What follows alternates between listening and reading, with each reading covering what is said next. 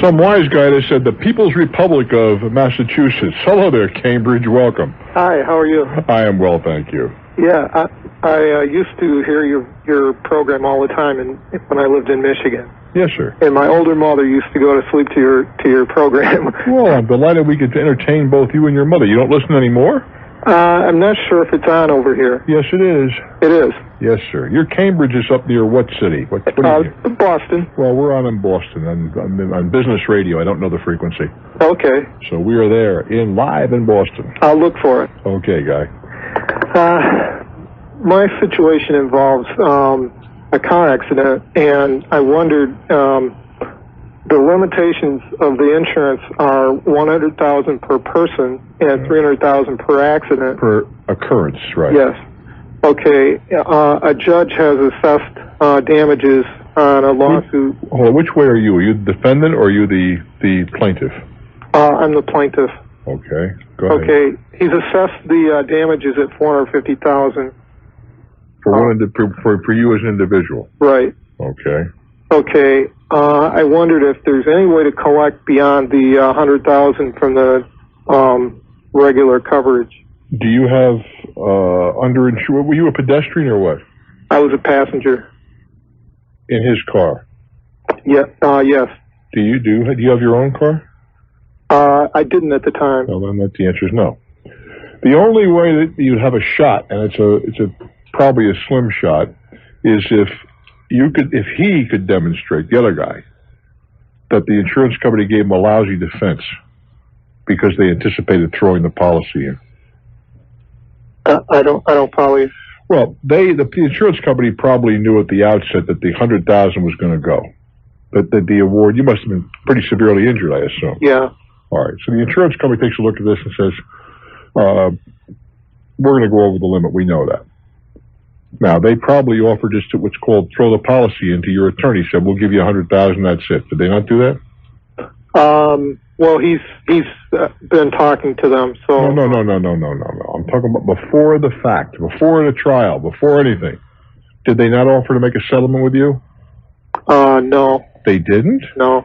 Nothing? I don't believe that. Your attorney might not have told you, but if you're telling me your injury was as grievous as you described, what happened to you? We were in a... no, this is what happened to your body is all. Okay, I had a broken neck, basically, and short paralysis from a stroke.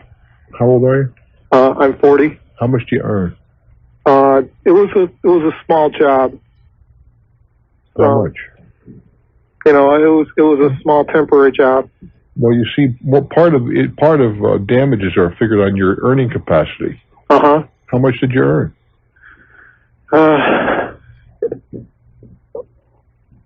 Well, look, I'm not really sure exactly. $1,000 a week, $100 a week. I'm just giving you a ballpark. We're making about $300 a week. All right, $15,000 a year. All right. Yeah. You see, that's part of what this all goes into this recipe. What I'm trying to do is ascertain whether the insurance company would say, look, we're going to lose. It's called throwing in the policy. It means we know we're going to lose what we cover the guy for. Yeah. Therefore, we'll offer it to you.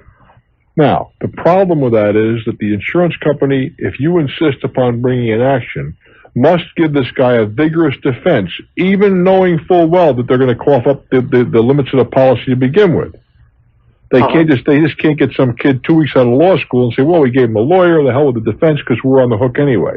Because courts have held under those circumstances that I've described, if they don't give a vigorous, decent defense, they can be held responsible for the whole works. Now, I suspect, this is a friend of yours whose car you're in? Yes. All right. I suspect he got from his insurance company what's called an overage letter. Mm-hmm. Meaning he was told that there's a good possibility when this litigates that the damages will exceed your policy limit, so you are put on notice that it might be to your advantage to have your own attorney there as well as ours. Uh-huh. Did he receive such a letter? No. You sure about that? Yeah, I'm quite sure. Okay, I'm surprised. Huh. That would be, well, you say you're sure. Now, what's your relationship to the driver, the owner? We were friends. He was a manager of a company that I was working with. Oh, I see. Well, this is an example of why people they say, oh, I got 100,000, which is just not enough insurance. $1 million is the very minimum you should walk around with. Now, here's a question that we've kind of tossed around. We meaning your attorney? Yes. Yeah, go ahead. The company that whose truck I was in had several vehicles, and I wondered if there's any way to stack the policies to be covered under more than one. Why would they? How could you stack it? Well, I don't know. The company has so much car insurance. No, they have a $100,000 limit. I know what stacking is. I don't see how it possibly can be done. Insurance companies are getting very gun shy for very good reason. Stacking should not be allowed. You're the guy I'm not saying that you're a bad guy, but whoever bought that insurance only paid for $100,000. They should not be. The insurance company then should not have to cough up $450,000. In a sense, they paid for more than that because they have a dozen vehicles. Doesn't matter. Theoretically, all dozen of those vehicles could have had an accident that day. Theoretically, each of them going to $100,000. Okay. So it's not. This is how much do you carry on your car? Pardon me? How much insurance do you carry on your car? It's a 2040. You're even worse than this guy. 2040. You of all people that shouldn't do that. You should know better. Yeah. Do you see what I'm saying? Yeah. You should carry at least $1 million. For the very reason, if for no other reason, forgetting about your responsibility, you don't have much money apparently, but you do. You may have come up some money from this award, but beyond that, socially, here's a guy that did some damage, and there wasn't enough insurance to replace what happened to you. Well, they're 2.5 times more responsible than you are. You said 20 and 40 you have? Correct. They're 5 times as responsible as you are. Yeah. So I think you are dramatically underinsured too, but I don't see how you're going to go to them. Yeah. I wish you well, kid. Thanks. I'm Bruce Williams. Hang in for more. More Talknet. Silver Spring, Maryland. Hello there. Bruce, how you doing? Good, thank you. Great show. Been listening for years. Well, thank you, sir. What's on your mind? Well, I just recently have created a design for a T-shirt that I showed to some people, and it's getting kind of good reviews. And what I want to do, I've created a prototype. Rather than going and spending a lot of money to start, I created a prototype. And I'm near the eastern shore of Maryland, a lot of boardwalk T-shirt places. I want to go this weekend, which is a Memorial Day weekend, and show this T-shirt to a number of shops and get some feedback. Yeah, they're going to get started. This is the beginning of the summer season. Oh, it's a great weekend. Now, I think a ballpark figure is, and I could bring this down a little bit, but let's say I personally can produce this shirt for $5. In fact, you can that's including the cost of the shirt? Yes. Oh, no, actually, I'm not sure. I talked to a silk screener, but I'm not sure if that does include the cost of the shirt. You've answered that question. I was going to say, how are you going to do the imprinting with silk screen? Okay. Right, exactly. I don't think you can get any kind of a decent T-shirt for $5 today. You mean silk screened? No, just the T-shirt itself. Oh, okay. The garment. Okay. Well, let's say whatever the number is. Let's say that when I go to these people, somebody's interested, and they say they're going to market this for $15, retail for $15. Whoa! Let's stop right there. Can you? I'm asking the question. Okay. In today's world, can you sell a decent T-shirt retail for $15? I don't think so. You mean that's too high? Too low. Oh, too low. Okay. This is some years ago. I was at a football game. Right. College game. Right. I'll tell you where it was. It was Syracuse at the Carrier Dome. A little chilly. Right. I couldn't believe $40 for a sweatshirt. I was in Key West and bought where Hemingway used to drink, the Sloppy Joes. $20 for a nice cotton T-shirt with his logo on it. So we sell T-shirts in our bars. Right. And I really don't know how much we sell them. We buy them primarily for our wait staff. But I'm pretty certain they're more than $15. All right. Can you say 20? Well, you can say what you wish, but there's no point in being unrealistic is what I'm trying to get to. Well, my point is, what can I, if I start to talk any kind of business with anybody this weekend, what if I'm going to produce the T-shirts and just UPS them to them? What's the breakdown, the percentage, the breakdown? Well, they're going to want to work on a resort area for that kind of stuff. They're going to want to work on at least 50%. Okay. That's 100% markup, 50% profit. Do you know what I'm talking about? When I said 50%, if something costs $1, how much would you sell it for? I'm sorry. If I say I want to make 50%, right, and I sell it, it costs me $1, how much do I have to sell it for? $1.50. $2. Okay. Now you have to understand something. Percentage of profit is always correctly equated against selling price, not cost. So if I said I want to, if you take my dollar example, all right? Okay. It's called 100% markup. Okay. But a 50% profit. Do you see why? Not quite. Well, it's easy. We marked it up from $1 to $2. Okay. $1 to $1 is 100%, isn't it? Right. All right. So we got 100% markup. Okay. But how much of the $2 when we sell the thing is profit? $1. And how much is $1 of $2? 1. No. How much is it in percentage? 50%. That's correct. So we got a 50% gross profit, 100% markup. Okay. They're going to want at least that, maybe more. In places like the boardwalks and so forth, maybe more. Right. And I wouldn't go approach these people this weekend if I were you. You wouldn't? No, sir. Why wouldn't you? Because you don't know what you're talking about. Right. Until you, I don't mean that critically. Right. But you could screw the whole deal up. You see? I understand. Now, what you could do, but be very careful. If you have the design, you could go talk to them about the design, but say very candidly, I don't have a handle. I'm getting quotes on production, so I can't tell you what the price will be. Right. But this is what it'll look like. Great. That's what I want to do. But the first thing the guy's going to say to you is how much. Right. Now you got to have an answer for that, and the answer's got to be well thought out. I understand. That's all. So let me ask you this. This sounds like a good idea. Perhaps if I get a number of people that are interested, I can produce these. I can get them silkscreen and then just UPS them, and we can. No, you be a little careful. How are you going to get paid? Right. How are you going to get paid? I would like to work out a contract with these contract is worth the paper that the two people, the value of the people. How do you know who these people are? The answer is you do not. Right. The answer is you got to ship it COD. You can't afford to get burned. Right. Got to go COD. You can UPS at COD or other. And are they buying these, or is this consignment? Or oh, absolutely, positively, and unequivocally. And does that sound pretty firm? They're buying them. If you can't sell them, forget about it. No consignment. No consignment. Any fool can leave stuff on consignment. I understand. Because they say, what the hell, we'll give it back to the guy. There's no risk on their part, nor is there any incentive to sell it. I understand. And one other thing, this is there's two parts to this. There's a graphic, and then there's some copy, and it's kind of a new age design, kind of unity of the people on the planet and so forth. Unity of the people on the planet. What does that mean?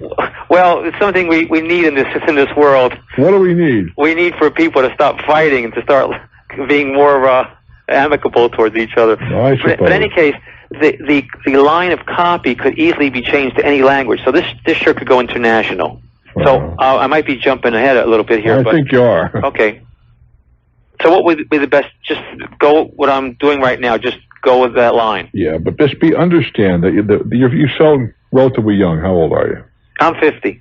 50? By golly, you sound a lot younger. I've been doing enough to keep myself young. Okay, well, here's the thing. Your enthusiasm is obvious, but the thing that will sink many freshman entrepreneurs, which is what you are, it would appear, yes, is underestimating costs and overestimating sales. Right.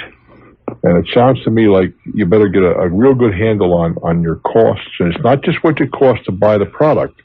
That's part of it, certainly. But then you have other overhead, and if you can't recapture that in the sale, you're going to go belly up and maybe lose what you've already worked for. Be very cautious of that. I'm Bruce Williams, and I'm delighted you're here. And that one you can take straight to Barclays. This is Talknet. Hello there, Milwaukee. Welcome to my world. Hello, Bruce. I appreciate your time this evening. Well, you're very, very welcome, kid. What's on your mind? I've got a question. I'm putting together a letter of resignation. Huh, you're quitting me, huh? I'm quitting. Son of a gun. And I need your advice on what I should put in that letter to my employer so that we're on good terms. Why are we quitting? Well, I would like to relocate my family to another part of the country and move back home where the rest of the family is, and be closer to grandparents and parents. Where's that? That's back in Idaho. Okay. Well, I think... Farmington, New York. Hello there. Welcome to Talknet. Hello, Bruce. Yes, it is I. I wanted to call you since the first time I heard you. Well, I'm glad you got around to it. Where would I be if nobody called? I don't know where you would be. I have to get an honest job. I'm sure you would be successful no matter where it was. Well, let's hope. What's on your mind, guy? Well, I'm 39 years old. I got 3 children. Mm-hmm. Okay? And I never took the time to learn a skilled trade and all right? But I'm pretty good in sales, I believe. What do you sell? Well, I've sold all kinds of things. Started 17 years old with vacuum cleaners, hearing aids, siding, all kinds of little things like that. You've done the hard stuff, okay. The hard stuff. And I think I'm stepping into another hard one, sort of. But what's that? It has to do with the rural areas of the counties and hooking them up with it's called non-hardwire cable. Cable, somewhat of a dish, you mean? Right. Well, listen, people are interested in getting multi-stations into their homes. No question about that. Well, that's what got me, and I've heard these speeches so many times of I call them somebody else's pipe dream. Well, not just sort of pipe dream. There was a guy in the Midwest. His name is Stan Hubbard, who was very, very successful, a very wealthy individual, owned a bunch of radio stations. And he put a ton of money into these little dishes about the size, literally, of a dinner plate that you put in your home. Right. And you can talk to the satellites. And, of course, when he started, I'm thinking, gee, most of these dishes are 8 foot across. How's it going to work? Well, he's got it working, from what I gather. Oh, that's great, because this company started in 1984. Mm-hmm. They claim they're the largest wireless cable system in the world. It's almost an oxymoron, wireless cable. Yeah, really. And then because the cable is such an accident, I guess. That's exactly. The word cable almost has a connotation of its own. Right. So then you get, a salary, $250 a week salary, plus commission, plus 6 months you get a vacation if you're keeping up with the criteria. They give you $1,000. I'm sorry? They give you $1,000 every 6 months to take a vacation on. Mm-hmm. So they allow you 1 week every 6 months. Yeah, if you meet your goals. If you meet your criteria, which I have no problem. I'm sure I'm going to be able to meet what they want me to do. And you get commission over and above the $250 if you do better, right? That's right. They're in 51 states, 39 offices in 51 states. All right. And I'll be sort of an independent contractor, only that I'll have to pay my federal taxes, but they will take care of my state and local taxes. How about Social Security? They're going to pay that or not? They're going to pay, no, I got to pay that to federal, isn't it? Okay, so where are we going with this? Well, I think you answered it. I wanted to throw it at you to see if you think it would be something worth... Oh, I don't think there's any question that more and more of us are going to be talking directly to the satellites. Okay. And less on the hardware. When I began Talknet 14 years ago... Yes, sir. If you'd called me then, we would have been talking over hard lines. And it was like $20 million a year to rent those hard lines. Today, well, actually, you and I are talking over a fiber optics cable, but then it is distributed to our stations all over North America via satellite for a tiny fraction of cost of what it costs to go over those hard lines. And I think that the time is going to come when all of our in-home stuff, I don't want to call it cable, is going to come directly from the satellite. I don't think there's any question about that. I wish you well, Guy. I'm Bruce Williams. This is Talknet. Well, hello there, campers. How you doing? I'm Bruce Williams. Welcome. Welcome to my world. Welcome to Talknet, where we talk to you, with you, and about you, your life, your hopes, your ambitions, your dreams, all the things that make you so incredibly different and special. I'm glad you're here. I'm Bruce Williams for Talknet. Our telephone number from anywhere in on or around North America, 800-743-8000, 800-743-8000. Saturday evening next, for March, we'll be doing our first of 2 annual IRS programs. I believe they're the best IRS shows done in the country. Why? Because they have top flight people here, and that's so very important. But they're human beings. They don't just sit there and give you clinical answers. Well, you can test that theory by listening from 7 to 10 this evening, Saturday. You might want to call your local station and make certain they're carrying the program. I think you will enjoy it, and I know you'll get something out of it. 800-743-8000 is our number. Let's go to Springfield, Missouri for kickoff of this little segment. Hello there. Hi, how's it going? Everything is fine. Thank you very much. Well, to give you a little background, back around the 1st of February, my wife sent me a divorce petition and filed it in the court where she lives. Was this a shock to you? Yes, it was. There'd been some problems, but I was surprised that she did it. Well, why? Talk to me a little bit. Okay. I mean, you said she sent it to you. You were living apart? I had to take a job away from where her job was. And we've been doing this for a couple of years. And you've been commuting? Weekends. Mm-hmm. Okay. It's far enough away that it wasn't able to commute during the week. I understand. Well, you were certainly not a unique marriage. A lot of people do that these days. It's getting more common. Yes, it is. You be on the airplanes all the time. There had been problems before I moved out. They got better, but it just didn't seem to be making her happy. Mm-hmm. How old are you guys? I'm 38. And you have children? 1. Okay. Who has the child? She does. All right. So the first of the month, all of a sudden, she never discussed this with you, I take it? There was an argument where it was mentioned, but not a discussion. And she didn't bother to call and let me know what she was doing. Mm-hmm. And from the beginning, she's insisted that we could use the same lawyer and this could all be friendly and everything else, except the petition had all kinds of nightmares in it. Well, basically had the whole shebang plus the kitchen sink thrown in. Well, first of all, unless you guys had agreed ahead of time, it is some people will go pro se, which means you represent yourself, both of you. But one lawyer cannot represent you both. Wait a while. You could have one lawyer that you could both agree upon that would prepare perfunctory papers that have to be presented to the court. That's one thing. That's not uncommon.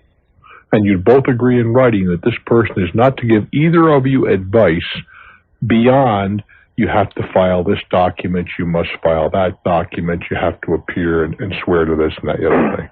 Mm-hmm. So that's possible, but when she paid her retainer and retained this lawyer, that was out the window. Absolutely. You got to get your own person. Yeah.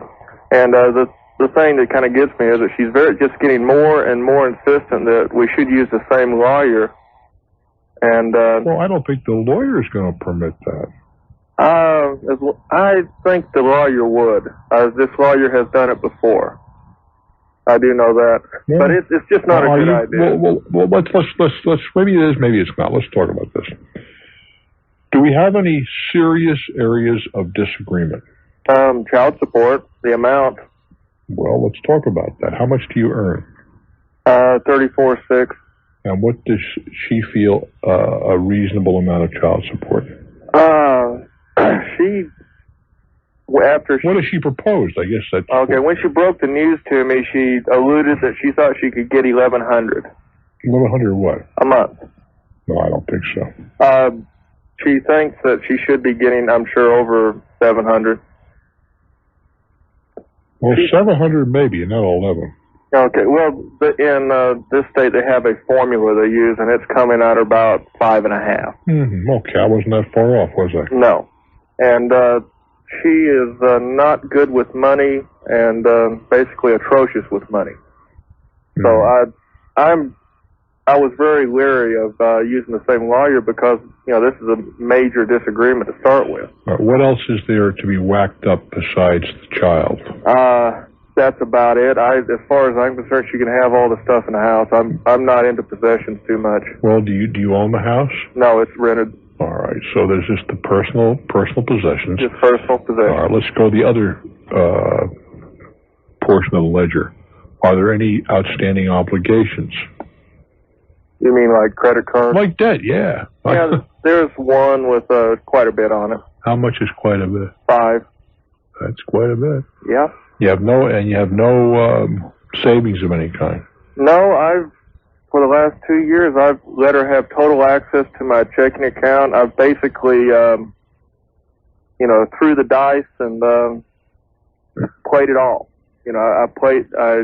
I went against the odds hoping that things would work out. Mm-hmm. And I've ended up with no savings, nothing.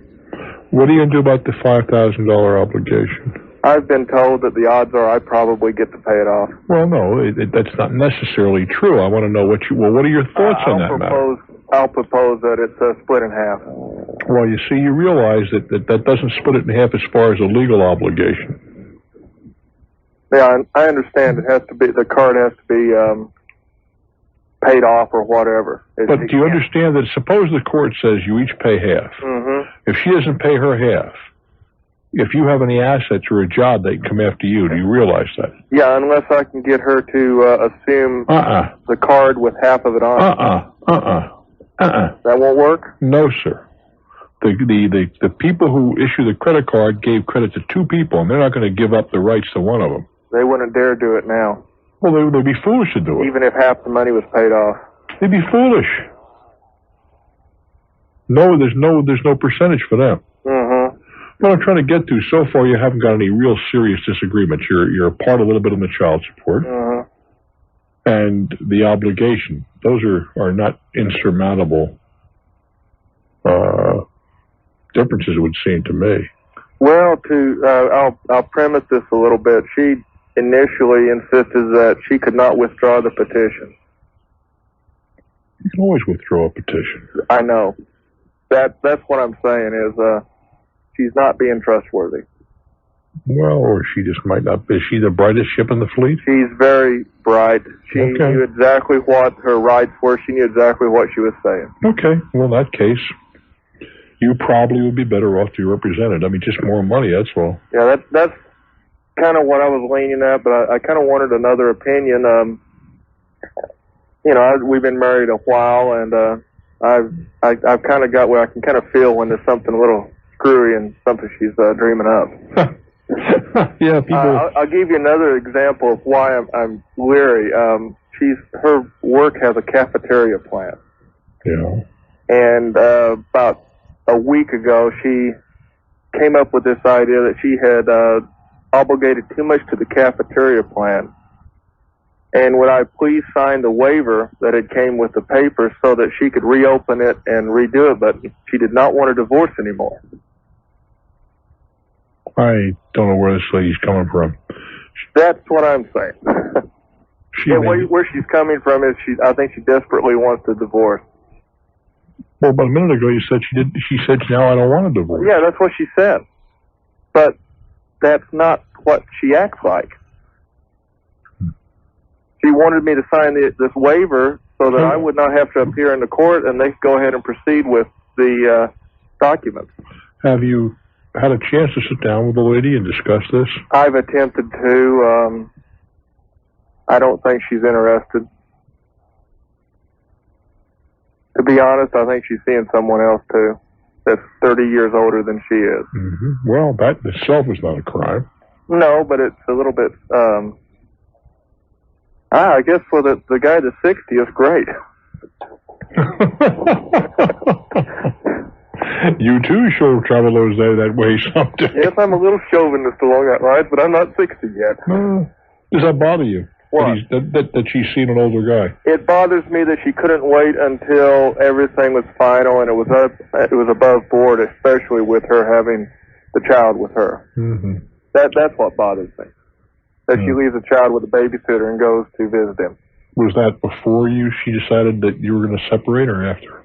It was before. Well, yeah, that's certainly something to be criticized. Yeah. And the kid knows about it, knows what's going on. How old is the child? 6.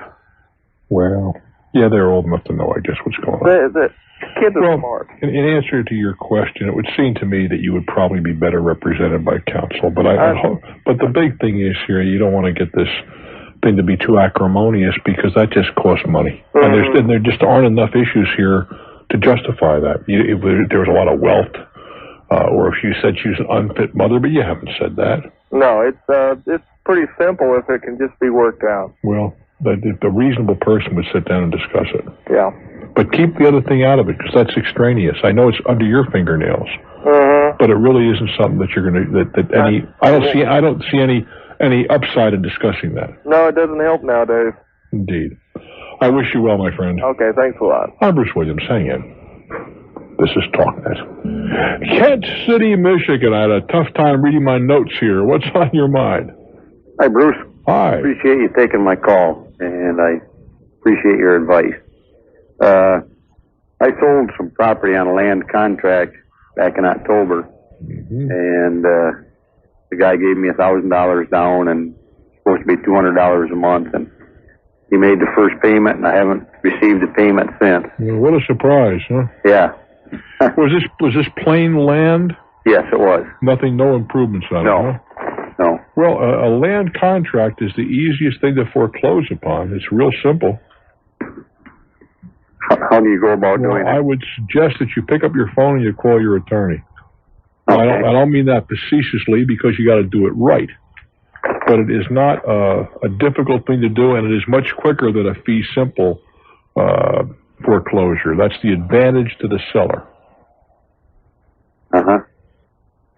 Okay. But why do you suppose you did this? I have no idea. He's getting married in May, he told me, and he was going to build a house on it right away. And he did put the footings in for the house, and he's got some cement blocks and stuff there. And but I haven't heard from him since. How much was the property? It was $20,000. And he gave you $1,000 down. Yeah. 5%. Yeah. And how long was he supposed to take to pay it? Until it was paid off with 10% interest. Well, how? An indefinite period until it was paid off, or how much a month? Or $200 a month. $200 a month. $2,200. It's going to be a long, long time before that gets paid off. Right. I don't have a book in front of me. Well, fact is, how long has it been since he hasn't paid you? It's been 2.5 months. Do you have a contract, I hope? Yes. Was the contract prepared by an attorney, I hope? Yes. Well, take it back to the same attorney and tell him when to foreclose. Okay. Because you got to do it according to the laws of your state, but it's a relatively simple proposition. Okay, doke. So, okay. Get it done, kid. Thank you very much. Selling property on land contract is not the smartest thing to do in the world. But on the other hand, it's very difficult for anybody to get financing on plain property, unimproved property, and certainly not with 5% down. Chillicothe, Illinois. What a great name. Yeah, how about that, Chillicothe. Bruce? What's on your mind? Great talking to you. I think I was lucky to get through tonight. It's easy to get through. Well, I've tried numerous times, but I always get a busy signal. But I was coming home from bowling tonight, and I heard on the radio you had some open lines, so I tried again.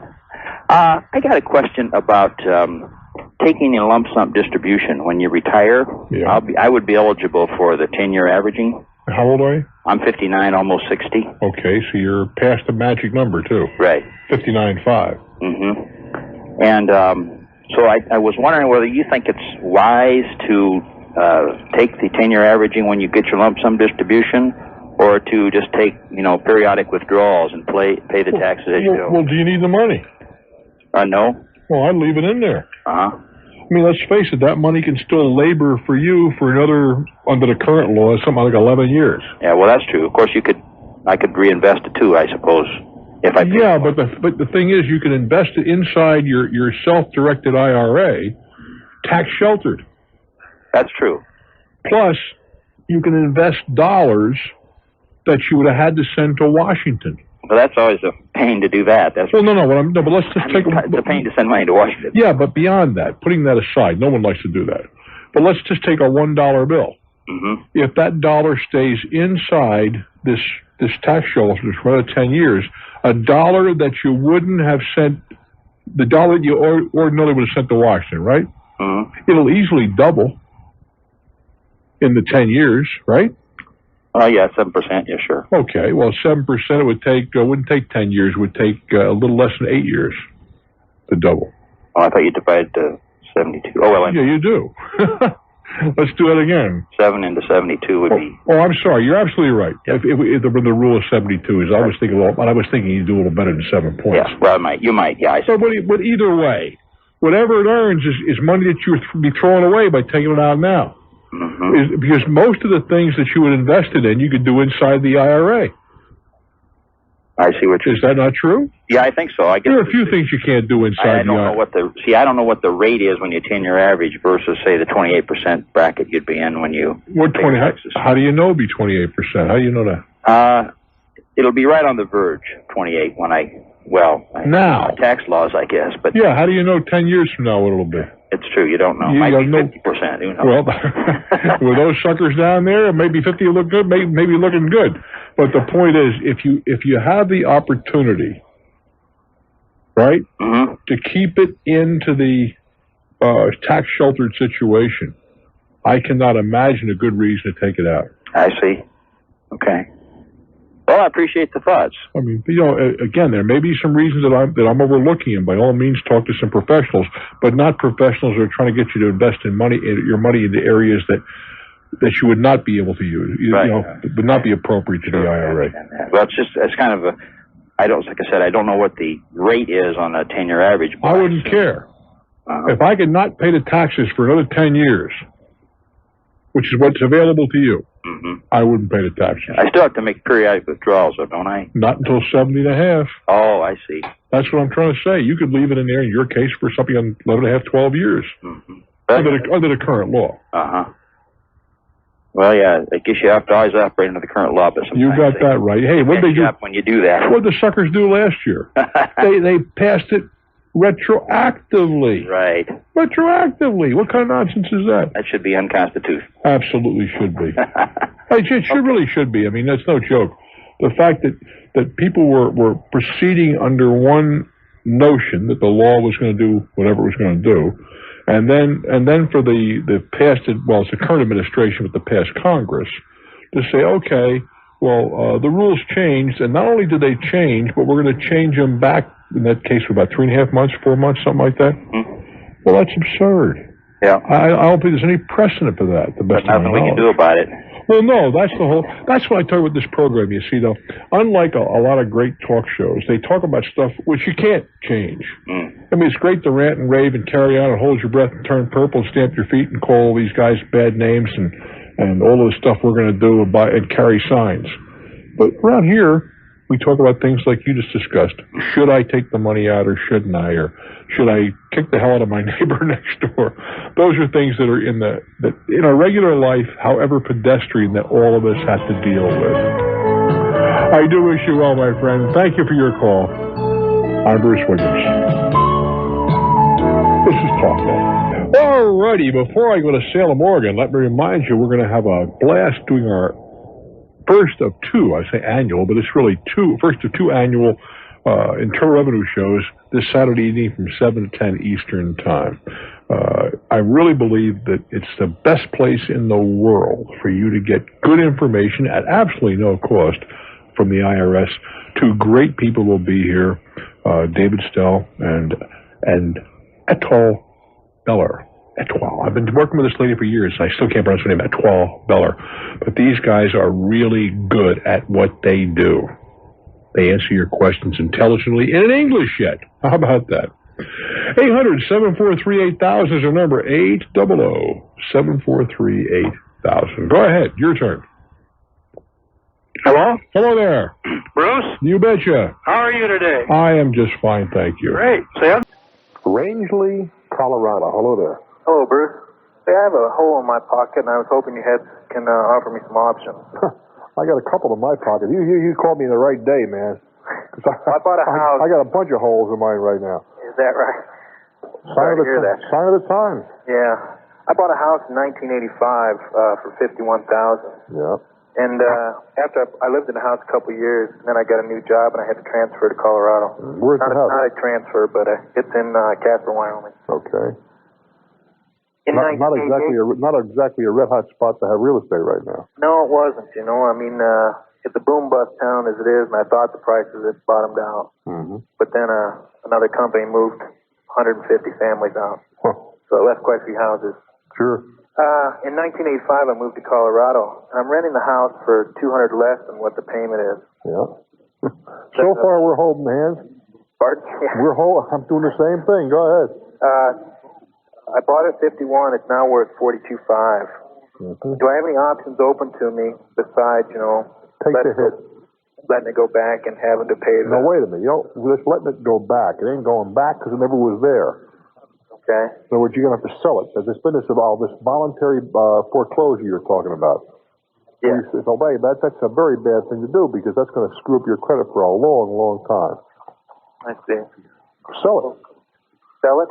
Sell it. Take the hit. And I know that sticks in your throat because it's sticking right in mine like a chicken bone in a dog, But unfortunately, and I kid you not, on the way in today, as you know, I have a phone in my car, and it's always smoking. And I made the decision today to take the hit of it. You've got to know when to hold and know when to fold. And on a couple of properties, I'm going to fold. I'm going to take my smack. So on that $6,500 loss I take, if I write that up, can I write that off as well? That's exactly why on the same telephone I called my accountant and said, here are the numbers, kid, work on it. The chances are, in your case, no. I see. Chances are you just, unless you have some passive gain someplace you haven't told me about. No, I don't believe so. And most people don't. So, take a smack. That's a big smack. Oh, it's a big smack for all. I understand that. Mm-hmm. And if you think I'm happy about my situation, man, think again. I realize that. And I know you're not happy about yours, but on the other side of that, I took a shot and so did you. Well, when you take a shot, you got a chance of winning and losing. That $6,500 versus $200 a month, I guess. Well, you see, there's a crap game there you're playing. You're gambling that before you spend $6,500, which in round numbers here be 3 years, the property is going to increase in value at a higher rate than you're losing. That's not exactly a red hot gamble right now. Yeah, I understand that. No, I'm not telling you it couldn't happen, because you know where your property is a ton better than I. But that's the hard numbers are. You are going down 2 bills a month. Right. Is that property apt to go up $200 a month on average over the next 3 years? Now, that means you could go up $1,000 1 month and not go up at all for the next 4. I don't know. Doesn't matter. But the chances of that house appreciating faster than you are hemorrhaging is slight. Let's see. Do you not agree? Yeah, well, I was just kind of curious, as to what at $6,500 at today's interest rates, what kind of payment am I, if I have to take out a loan to repay this? Well, you're talking about you probably have to pay 12% for the money or more. Okay, Bruce. Now, do you own your own home where you are now? Yes, I do. Well, take the loan against your home. That way, at least the interest is deductible. Well, that's a thought. I hadn't thought about that. Hopefully the house here will appreciate it. I wish you well, kid. As I said, how old are you? 33. Well, see, you were raised from the day you were hatched in a society where real estate only went one direction, up. Right. But you happen to hit the lottery again. You hit a point where it's sliding. It's not forever. Yeah. The question is, can you hang on? In your case, I don't think it pays. Okay, Bruce. Take good care. That's what I was looking for. Thank you. That's a tough pill to swallow. Anybody tells you differently is lying to you. Because I know. Because unlike some other folks in this racket, I have been there. I've been on both ends of the thing. Belleville and M, New York. Hello there. Hello, Bruce. Hi. I'm talking to you. I listen to you every night. In 72, we bought a home, a new development. Mm-hmm. And we were required to give the builder $500 for sewers to be built by the county later on. What was that $500 for? They put escrow for the sewers to be built. Well, I mean, it was to be used to pay for the sewer when and if the sewers were put in? That's right. All right. So, well, they never got built. Okay. When was this? What year? 72. 20 years ago, or 18 years ago, and the sewers never were built? Never built. Well, I had one scandal after another, so they gave it up. Well, where is that money? Well, I'm going to tell you why, where it is. Mm-hmm. Well, it laid there over the years until last year. They decided to give it back to the owners. They gave it to them. Yeah. With interest, I hope. With interest, yes. $1,200 now. Okay. So I I applied for it. They wouldn't give it to me because they said I moved out of the development. Did you? To the present owner. Did you? To what? Did you move out of the development? I moved out, yeah. Well, they would go to the present owner. That would go with the property, not with you. Is that right? Oh, sure. They didn't build the sewers. That doesn't matter. But the credit would go with the property. Can you see why? No, I don't. Well, I'll tell you why. You stick around. We'll go around the corner. I'm Bruce Williams. This is Talknet.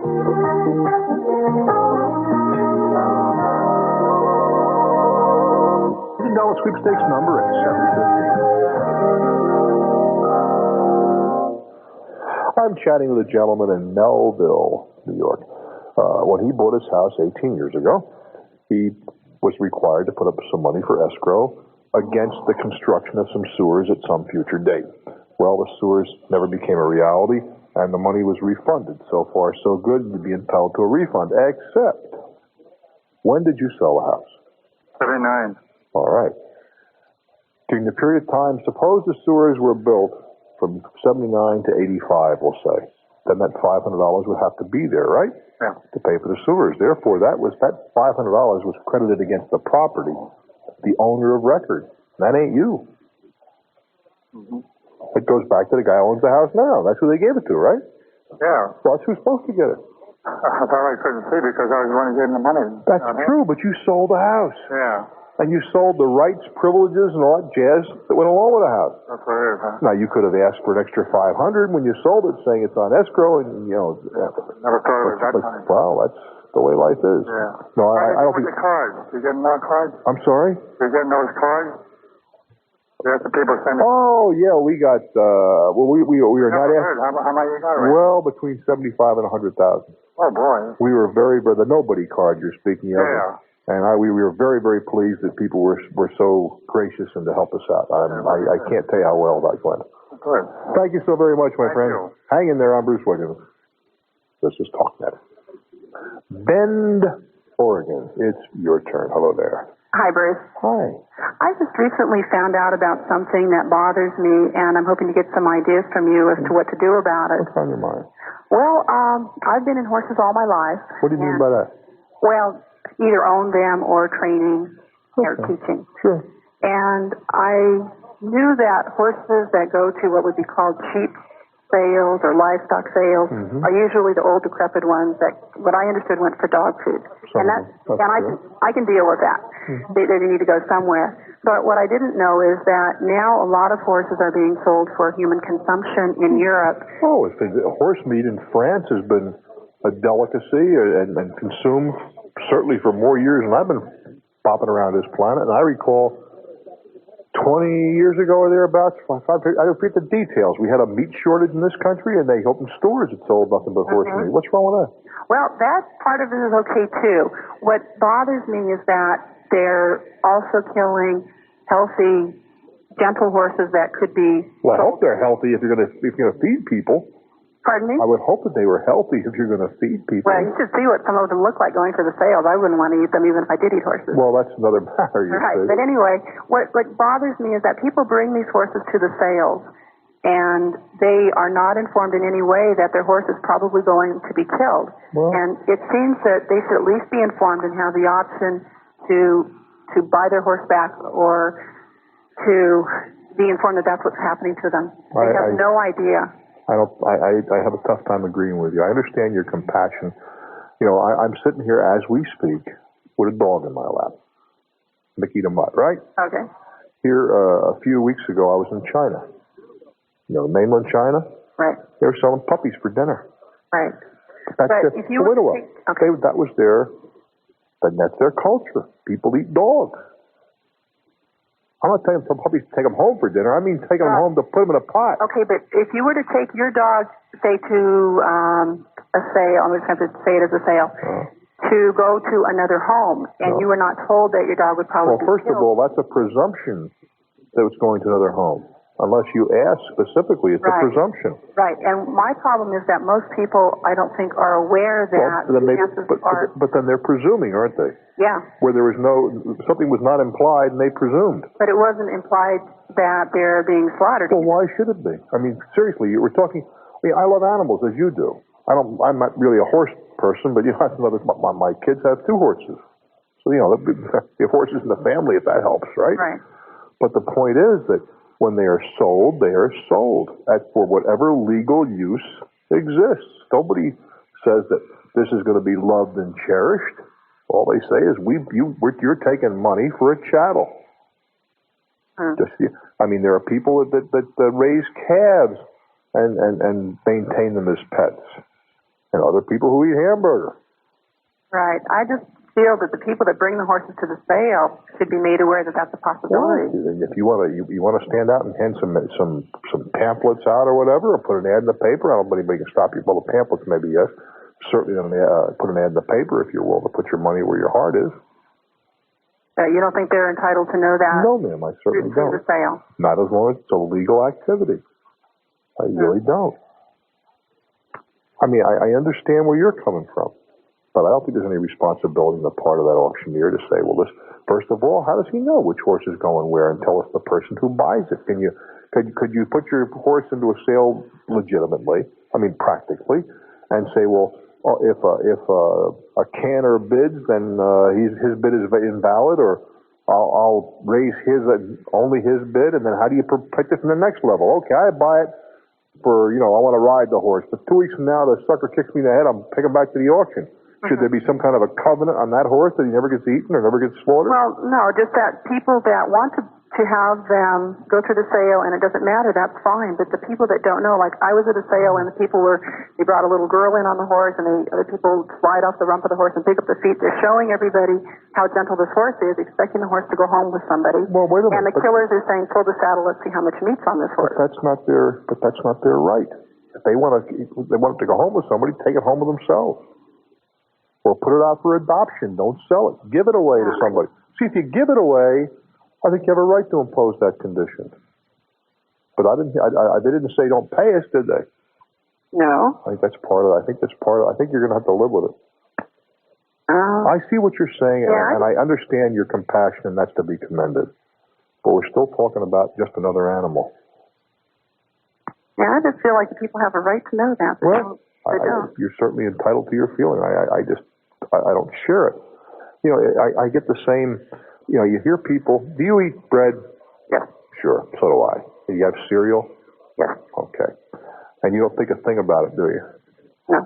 Okay. You have no reservation about it, no ecological concerns because you have a loaf of bread, right? Mm-hmm. But the same people who eat bread will scream that they're cutting trees down. Well, a tree is no different than a crop of wheat, except it takes a little longer to grow. Where it takes 20 or 30 years, takes 3 months. The only difference is the time frame. Mm-hmm. It is a renewable resource. And the same person that would be appalled that eating a horse would stop down at Mickey D's and have 3 Big Macs. Mm-hmm. Just comes from a different member of the animal family. Yeah. Because I'm sure you feel that horses have personalities and perhaps cows don't. And I don't know if either one of those things is accurate, but you see where I'm coming from. Mm-hmm. But certainly your compassion is to be admired. Okay. I do wish you well, dear. Thank you, Bruce. Hi, Bruce Williams. Stick around. We're Talknet. We go now to, Salt Lake City, Utah. Hello there. Hi there. How are you doing? I'm well, thank you. I've got a little, interesting problem concerning a trip to Brazil. I have a friend down in Brazil, so I made arrangements to go visit him. How nice. That's a haul from Salt Lake to Brazil. Oh, yeah, it's a long way. Bring your seat cushion. So anyway, I checked on the prices, and the normal airline price is like $1,500. Yeah. And I happened to see in the paper some of these ads that say discount airline fees, we buy and sell frequent flyer coupons, etc. Yep. So I went to one of these companies that has a regular office and everything, and I said, what's your price? And they said about $800. Mm-hmm. So I said, okay, fine. This is like money from home. That's right. So I checked with the airline. I called the airline, and I said, are your frequent flyer benefits transferable? And they said, oh, yes, you can transfer them. So, but you can't sell them. Right. They didn't say that. Mm-hmm. So anyway, the problem was they wrote this little contract up that they were not buying it; they were acting as a agent. Yeah, well, that's smoke. We both know that. Right, and that so I ended up giving them the money through a credit card, and then they supplied the ticket about 3 days before I was to leave. Mm-hmm. So it was in my name, the ticket's in my name, and everything seems fine. So I get to the airport, ready to leave, dropped off with my friend waiting in Rio, which has taken him 3 days to get there. 3 days? Yeah, from where he was. Mm-hmm. And so they come in and say, "Just a minute, sir," and then they punch in the ticket and go back and get a security guard and take the ticket away. They say, "We're confiscating your ticket." Uh-huh.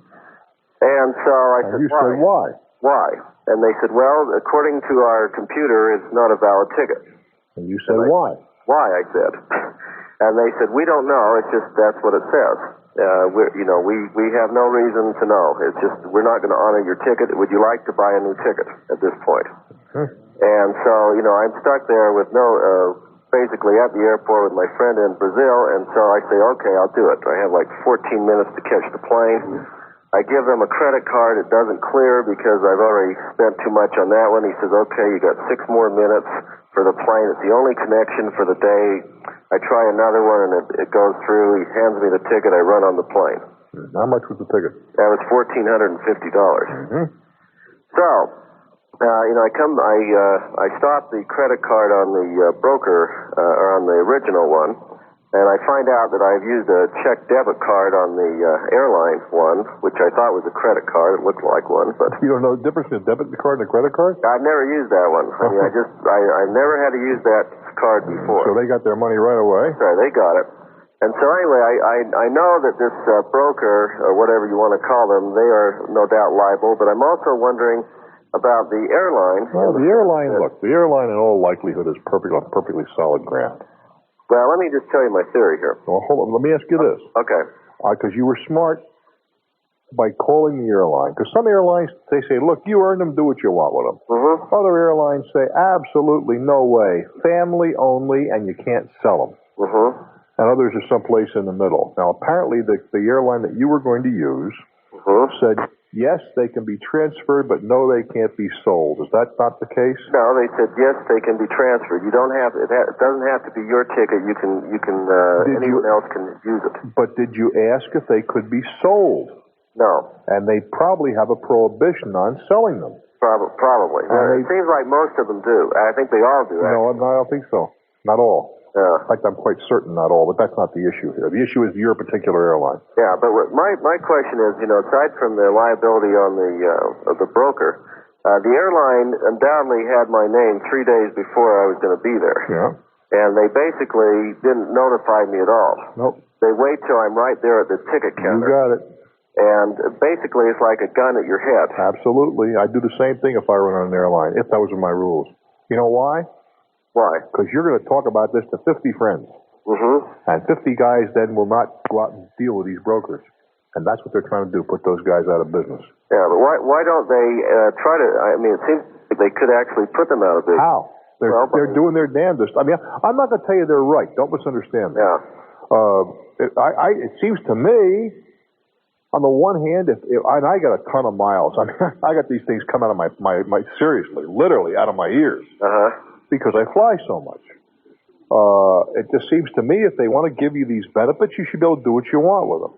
But I can also understand why, from my point of view as a frequent flyer, right? Mm-hmm. I don't want this to be done because you're going to be sitting there in that first class seat because you make your plans well in advance, and I don't get it because if they only have so many seats available and you didn't fly the miles, some other sucker dude he wanted to get the money, right? Mm-hmm. So I can see it from a bunch of perspectives.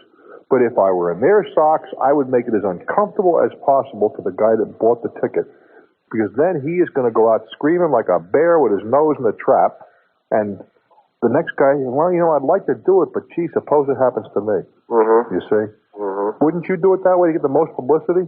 Well, yeah, I can see that, but it also seems like it's an economic duress that they are, like, in Utah we have a tort called intentional infliction of emotional harm.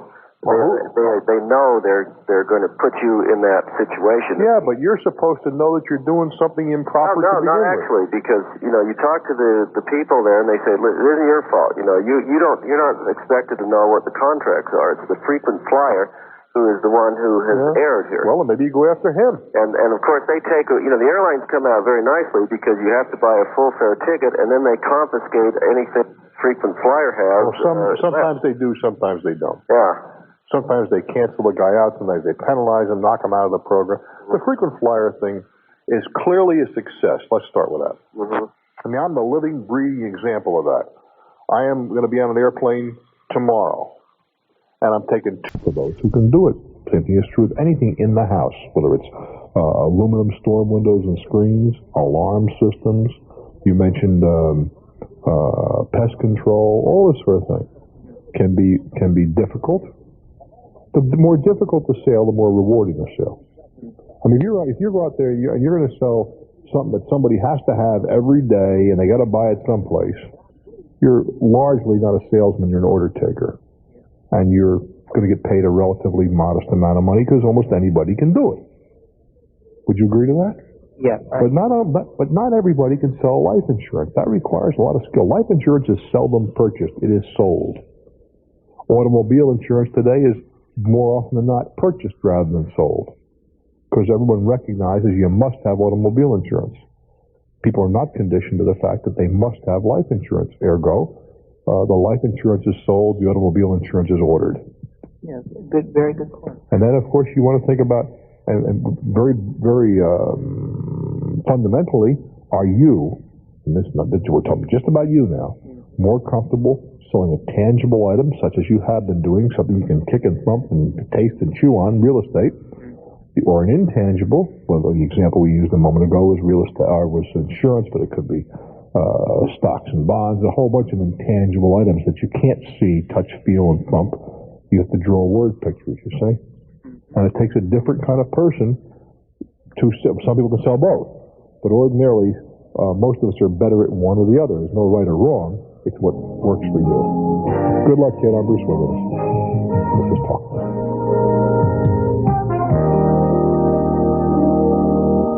On 1070 WIBC. Martell, Nebraska, you've been very patient. You know I appreciate it. Thank you. And hi, Bruce. My husband and I love your show. Well, you're very sweet. Thank you so much. Well, my problem is that my husband and I, we bought an old farm, and we try to allot a certain amount of money every year for a project. An old farm, huh? Right. Something like an old Cary Grant movie. Right. Yeah. Well, thank you, Mrs. Blandings. Go ahead. Right. Well, last year, my husband and I decided that we would like to have a big pond put in our property and also have a lagoon put in and a couple other little extra jobs. A lagoon? A lagoon. What's a lagoon in this context? It's where your sewage goes. Your sewage goes into a lagoon? Right. In Nebraska, that's what you have. You're kidding. What does that mean? A lagoon? You see where I sail my boat, you see? Right. That's why I'm thinking, how do you build a lagoon? Tell me about this. What is a lagoon? Well, they just dig a big hole in the ground, and they put pipes in it, and your sewage runs in it, and it settles to the bottom, and then every few years you come and have people come and clean it out. This is all underground. You can't see it, right? No, it's open. You have to put a fence around it, but there's never any odor or anything. It's pump your raw sewage into this open pond kind of thing? Right. And that's the way it's done out here in the country in most cases. But anyway... Boy, I wouldn't do it that way. Well, go ahead. We had an estimate. We had a fellow come out and give us an estimate. To build your pond? To build the pond. How big a pond? And I'm curious, what does it cost? Would it be spring-fed? Or you do it in the stream or what? Well, it is an underground stream, and also the rain, fills it. And I love to fish, so I wanted my own place where I could go fishing. Son of a gun. How big is this little pond? Oh, I guess it's about 200 feet across and maybe 100 feet wide, and then there's a long channel that goes about 300 feet back to a dump where a big dam was built by the state 20 years back, and it feeds into that also. It's overflow. Well, he gave us an estimate on what it would cost, and like I said, we allot so much money for a new project every year. How much? Well, the pond lagoon was $2,000, and the other little odds and ends, moving some trees and et cetera, was $1,320. And that's for the lagoon. Now, how about the pond?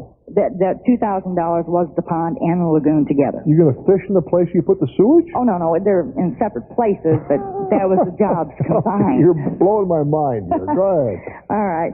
Well, I paid him the $2,000, right up front, and then he didn't have the money for the spill tube, and he didn't have any credit, so I paid $317 for the spill tube. There, you should have got nervous. Well, I know, but it was already into the project and a little bit late. Well, he completed the jobs, and I still owed him the $1,320 for completing all the jobs, because every little job he did, we had so much money allotted. I said before he started each little job, I said, how much for this job? And he gave me an estimate on that job, and it was either okay, we'd do it or not. Well, we had the jobs done that totaled $1,320. And I wrote him a check, paid in full. It was a total of $3,320. And paid in full. Well, then I got a bill from him for $5,597.50. Wow. And what was that for? Well, he said that's what it came over. Over the $3,300? Right. And so it was $2,277.50 over the amount that he quoted up. Oh, wait a minute. Maybe I missed something here. You gave him 30, whatever the number was, 3,300. Right? We gave him $2,000 up front. Yeah, and then you gave him some more, another 13 or something, right? Right, $1,320. So you gave him $3,300. Right. And it's not additional $5,500, $55 in total, or an additional $22. No, it was $55.97.50 less $2,000. Oh, less which $2,000. left a balance of $35.97.50. Okay, all right. Okay, getting convoluted here. I understand. Which was $2,272.50 over the amount of money that it was supposed to cost us, which was 66% overage. Right. Round numbers. All right. Well, my question to you is this has been way over a year now, and he has not cashed the check for the $1,320. You're kidding. He's stupid. And it's still in the bank, and he still wants $22.77.50. Well, you see, we have to separate things out. Clearly, the check, he couldn't cash the check now if he wanted to. It's stale. Well, see, that was our question. Hold on, let's stop right there. It's stale. It's 6 months old. The check is stale. It can't be negotiated properly. I see. So that doesn't in any way relieve you of the obligation to pay him. No, we owe him the $1,320. I'm just trying to point that out. Okay. But as to the other $2,200, unless you approved the extras or his contract allowed, was there a written contract between you guys? No. I could hear the no before I asked the question. So you had a verbal contract which neither of you could prove. Well, there was somebody here when he gave us the estimate. Who was the somebody? There were friends here. Well, that's worth something, I suppose. Because the neighbor across the street, he also wanted him to do some work, and he was here, and he lost his check. This guy sounds very, very competent. Yeah, really. I would, first of all, you're holding a whole of cards right now. He's got you got his $1,300, and you want to pay him at $2,200. I wouldn't pay him. Well, he says that he wants, he had made the statement to another party that he wanted to take us to court for the $22. Well, he can do that. Nothing you can prevent him. You can't prevent him from taking you to court. Oh, I understand that. But see, we found out since that there was 5 other parties that he has overcharged. Well, that may or may not be the case. It's extraneous until you get to court. Well, but the thing is he'll do that, and then he says, well, I'll make you a deal. I'll drop $500 off. That's fine. You can say no. Right. Well, see, they've been doing that, and we don't owe it to him. I mean, that's still $1,000 more. My dear, all you got to do is say no. We did. That's it. But we can't clear our books off. Don't worry about it. You mean the $1,300? You mean? Yeah. It's for pity's sake, forget about it. Then take it out of your checking account and put it in a separate savings account and forget it. And what if he comes up with a check and then the check is no good? I don't know how many ways to tell you.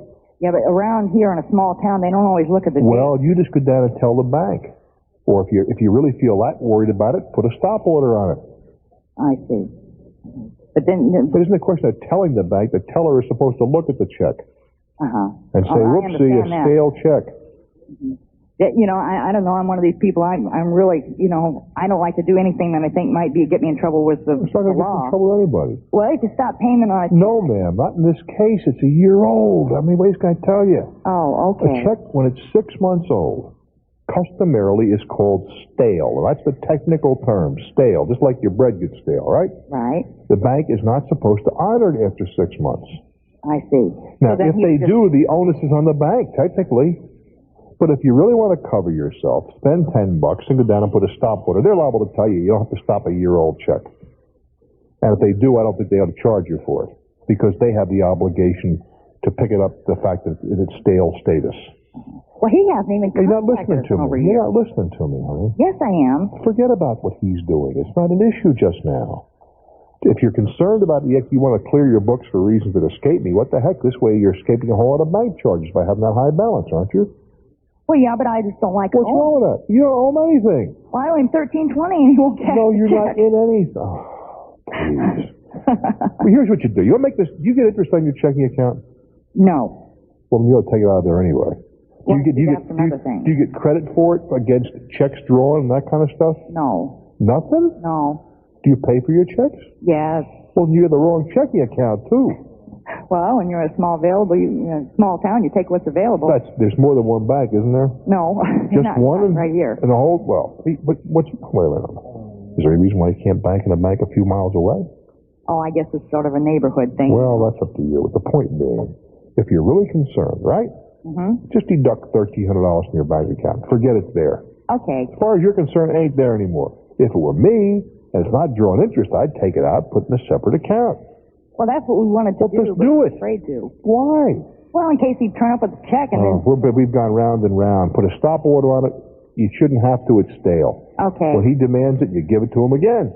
Okay. But I wouldn't give him the $2,200. Good luck, hon. Thank you. You're welcome. I'm Bruce Williams. This is Talknet. Off we go now to Syracuse, NY. Hello there. Hi, Bruce. How you doing? Not too bad. I've listened to you and enjoyed your program for years, but never had a reason to call you before. Well, let us talk. Okay, well, something isn't going just the way I expected, so... Things seldom do. I guess not. I just thought I'd like to run the circumstances by you and see if we're approaching things correctly. Let me give you just a bit of background. My wife and I are travel reporters. By that, I mean we write about and rate hotels and restaurants for various travel guides and so forth. Who pays you for that? A lot of people. I won't mention any names, but there's certainly 3 or 4 people that do that kind of work. No, but I'm saying they pay you? Oh, you betcha. Oh, that's terrific. Go ahead. Oh, yeah, expenses and everything. Huh. So we get a chance to go to all of the best hotels and restaurants in the country, and so we do about 50,000 miles a year traveling around the country. Anyhow, you'll find our work in any one of the major bookstores and in most of the travel agencies around the country. Mm-hmm. And what we thought we'd like to do is try and increase our income by writing travel articles for the popular magazine. Mm-hmm. So we purchased a book, one that you can find in any one of the major bookstores, that explains how this is all done. Well, those books are largely ineffective. And that's kind of my question, because we wrote 7 query letters and received 3 replies, and in the main, they were all form letter replies. It's 7. If you wrote 700, I'd be able to hold your hand. 7's nothing. Well, I know, but you got to start someplace. Yeah, but but writing 7 is wasting your time. Okay. And I'm saying you got to write to everybody, but you probably ought to have an agent. Until you're an established commodity, and it would appear that you are not. Otherwise, you wouldn't have to write blind letters. You'd be writing to individuals that you knew. Well, we can write to individuals that you knew. No, we don't know. Well, that's we can find the names. Well, of course, but it gets kicked right back down again. Who's Harry Jones? Never heard of him. Boom. Okay, Mike. Well, just a couple of questions. One of the things about the agent is that we've talked with agents. They don't seem to be interested in people just writing articles. If we were writing a book, then they're more than willing to talk to us. Well, that's another story. I want you to hang on so I can catch up on my little obligations here, and we'll get back together. I'm Bruce Williams. This is Talknet. I'm chatting with a gentleman in Syracuse, New York. You're effectively a freelance writer, and you want to get magazine articles published, right? That's right. First of all, you realize that what they pay people for freelance articles is very, very small. Yes, but we're in a good position because we've already done the research work. If they want to write about someplace we've been, we know what the hotels are. We know what. Have you submitted specific articles? Yes, we did. Well, we submitted more query letters. But that's a waste of time. How many ways can you're frustrating me, and I apologize. You know, you read the book. You're swimming upstream against the tide without a paddle. Really? Do you realize how many people like you want to write? Oh, yes, but we are... That is, I don't care what you are. You are not a published author with regard to articles. If you were, we wouldn't be having this conversation, and you wouldn't be down buying a do-it-yourself book at the bookstore. Okay. Now, that isn't meant to be critical. It's meant to be an observation of fact. Right? Yes. I mean, you could be the greatest, writer or contributor to what you're doing, but that doesn't help you unless somebody knows who you are. For example, if you were to write to a sports magazine, they'd reject you, wouldn't they? Yes. Okay? But if Testaverde wrote about throwing a football, they're going to have their attention. Or Larry Bird sent an article in about basketball, it's going to get somebody's attention. Absolutely. Why? Because Testaverde has made a reputation throwing a football, and Larry Bird throwing a basketball. Even though he didn't write the article. It has nothing to do with anything. That's right. He has the name recognition in that field. Absolutely. And until I know another guy better my own name. He writes for CBS. He writes travel stuff. Steve Birnbaum. Oh, sure. Yeah, sure, I know Steve. If Steve were to write to a magazine unsolicited, that would capture their attention. Right. Your name is not going to capture that attention until you become a noted, recognized authority. And you have to know somebody or have someone introduce you. Otherwise, because I don't think that this agency is going to go out of business. It's a function of government. Mm-hmm. But if you were working for a private company and they gave you that, well, for example, I work for a company here, right? Mm-hmm. And I do a lot of bopping around the country, and I charge the airplane tickets and the rest of it to my credit card, mm-hmm. and then I submit a business expense report. Mm-hmm. If the company went bankrupt tomorrow, that would not in any way alter my obligation to the airline who provided the tickets. I'd still have to pay them even though I don't get the money. Same thing is true in your case. If for any reason they don't... The only exception is that this agency is notorious for paying late. Well, in that case, you're going to put the money up. So, I mean, and also, if something that we purchase is disallowed... Then you're paid for it. So you don't think we have a leg to stand on? No, ma'am. You can get out of it, go get a job with somebody else. We don't want to. We want to make an issue of it. Well, then make an issue out of it. Go ahead. You have a union? Yeah, we have a union. Well, then go talk to the union. The union says it's illegal. What they're asking you to do, you mean? Yeah. Well, then tell them that's what you have pay union dues for. Hire an attorney and go fight it. You think that's what we should do? Huh? I didn't say that. I never. Did you hear me say that? Okay, I said you said you got a union. You guys are unhappy. If that's the case, fight it. Many of the staff were told that if they didn't do this, that it was their job. I'm sure it would be. If I was the boss, it would be. Yeah, but many of us have not done it, so we don't know where we are. Well, we haven't heard anything. Test the theory. Refuse to do it and see where you are. Yeah, well, some of us are refusing. Then, okay. Did they fire you yet? No. All right. No. You're still around? I don't want to wait till they fire us. I want to know something in front. Well, it just seems to me pretty obvious. You got a couple of choices here. One, you can do what the boss tells you to do. Yeah. Two, refuse to do what the boss tells you to do. Yeah. What are your other choices? That's it. Or three. No, that's not it. Or three, refuse to do it and have your union or some other party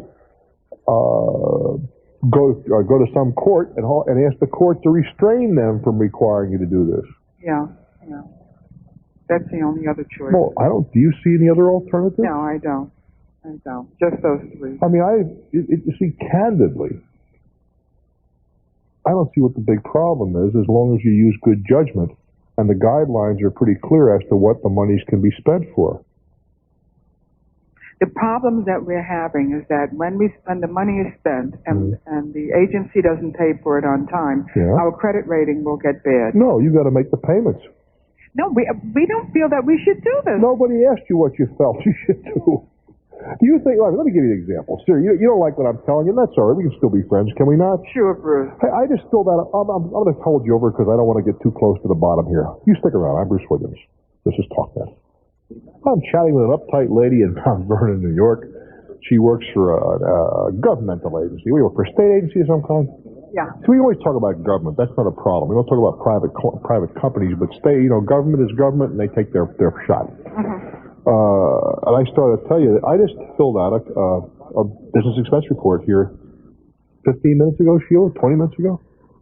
And I had to buy the airplane tickets when I went on the trip for the company. And I had to, when I bailed my car out of the parking lot, would you believe this? They didn't say we'll wait till the company pays you. I had to pay them. And that's the system with our company now. Right, if I don't like it, too bad for me. I have to go. But the thing is that when you signed on for that job, didn't you understand that? No, ma'am, I certainly did not. As a matter of fact, when I signed on for this job, as you put it, I was owned by a different company, and my contract was sold to this company. Oh, I see. No, I'm not complaining, those are the facts. And things have changed dramatically in many areas. Well, it seems to me they can change the rules in midstream. Well, when are they going to change them? After they fire everybody? So, people could stay for 30 years. When would you start changing rules? No, but at the inception of the program, I'm asking you a question. What? Suppose somebody got hired at 22. Yeah. Does that mean the rules have to stay in place until he or she gets retired at 65? No. Well, so you're always in midstream for somebody. Isn't that true? Yeah, that's true. I don't necessarily agree with what they're doing, but I don't see why they shouldn't be able to do it, and I don't see why you shouldn't be able to take a walk. Say, I don't want to do that.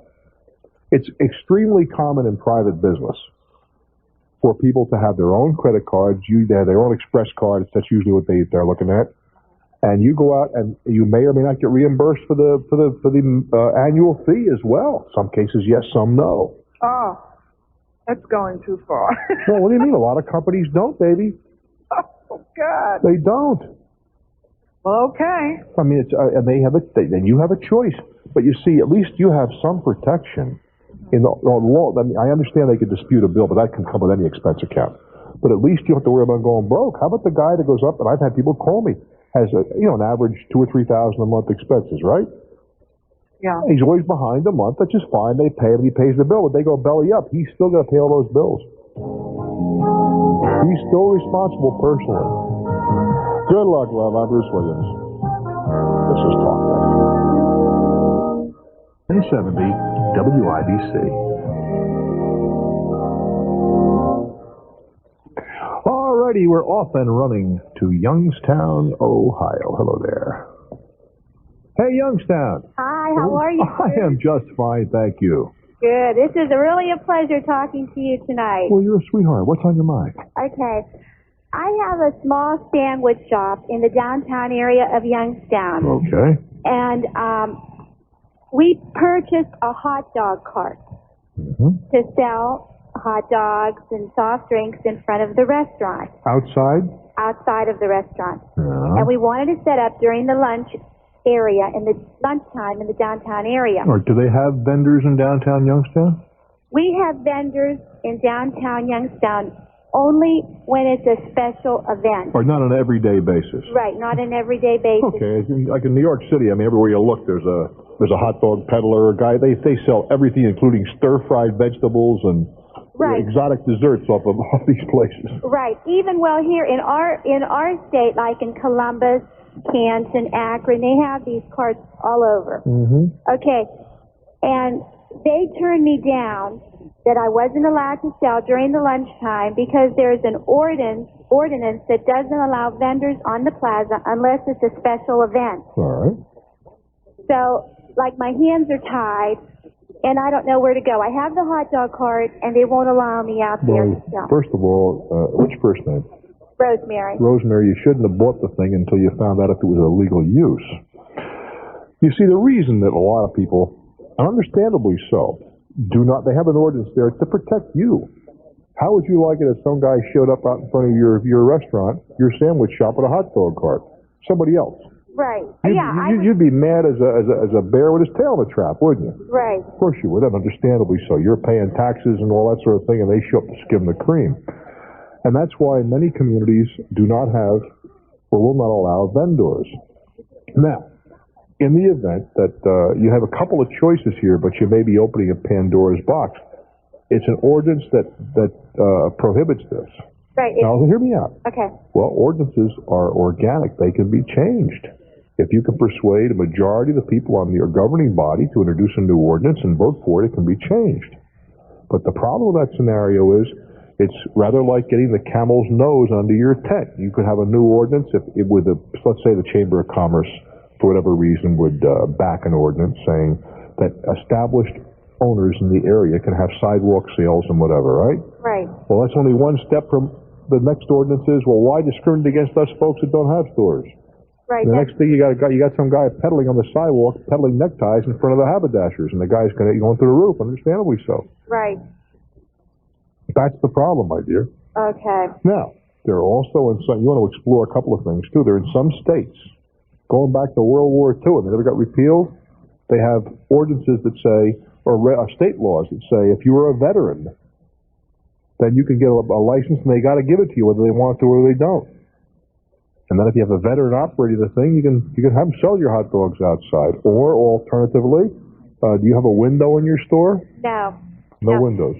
It's a sandwich shop, and there's like 5 other restaurants inside of here. It's just quick food. 5 other competing people? Right. Well, how do you think they'd feel about you having a thing out on the sidewalk? Yeah, but here again, I wouldn't be prohibiting them from going outside. I understand that, but you want the jump. There's only so much sidewalk out there. Right, that's true. But what I feel this way is if it's permitted in other areas... It has nothing to do with anything, Rosemary. Nothing to do with our area. No, ma'am. And, well... That's what local government is all about. So hey, how about there's really nothing I could do about it. Yes, ma'am. I didn't say that. You weren't listening, Rosemary. What I said was you can go to your council or whatever governs your city. Right. And you say, I'd like to have the law changed. Right, well... Or you go to the Board of Adjustment, since this might not come under zoning, but it might. You might be able to get a variance to operate something on a sidewalk. But I'm afraid what they're going to say is that you're opening up Pandora's... You want to hear something that's really weird? Right. In a community in New York, and I can't think of it, or I'd sure mention them, because I think it's on Long Island, if memory serves me. I think they're really off the wall. The mayor says, we're just trying to protect our city. They're saying no basketball backboards anywhere within so many feet of you can't, in your front yard, you have your kids playing basketball in the apron of the house. Right. Well, no longer in that town. 3 days, tear those suckers down, because we don't want anybody playing. If you put the backboard in the house, it's okay, but you can't put up a pole in your driveway. And they're doing this to preserve their community. Well, somehow that doesn't seem very smart to me, but that's another program. But the laws are wacky. I know. They are. In this case, though, this was designed to protect you guys who are paying taxes against those people who will descend upon you that don't pay taxes. Right. If you've been in any big city like a New York City or Los Angeles or San Francisco, Chicago, you see people peddling everything on the street, which you say, well, it's good, bargains, but how about the poor sucker who's paying the rents and the taxes and the rest of it, and you're taking business away from him? If there's enough street stuff out there, you wouldn't do any business in the summertime. How would you like a guy to show up next door with a big sandwich vending unit? Well, I wouldn't. That's right. Well, that's what this ordinance is protecting you against. Right. Bear that in mind. Okay. Okay, kid. Thanks a lot. There are very few swords that don't have 2 edges, huh? Right. I too wish you well. I'm Bruce Williams. This is Talknet. Off we go to WNS country, Hampton, Virginia. Hello there. Hi, Bruce. This is John. Hey, John. How you doing tonight? Okay.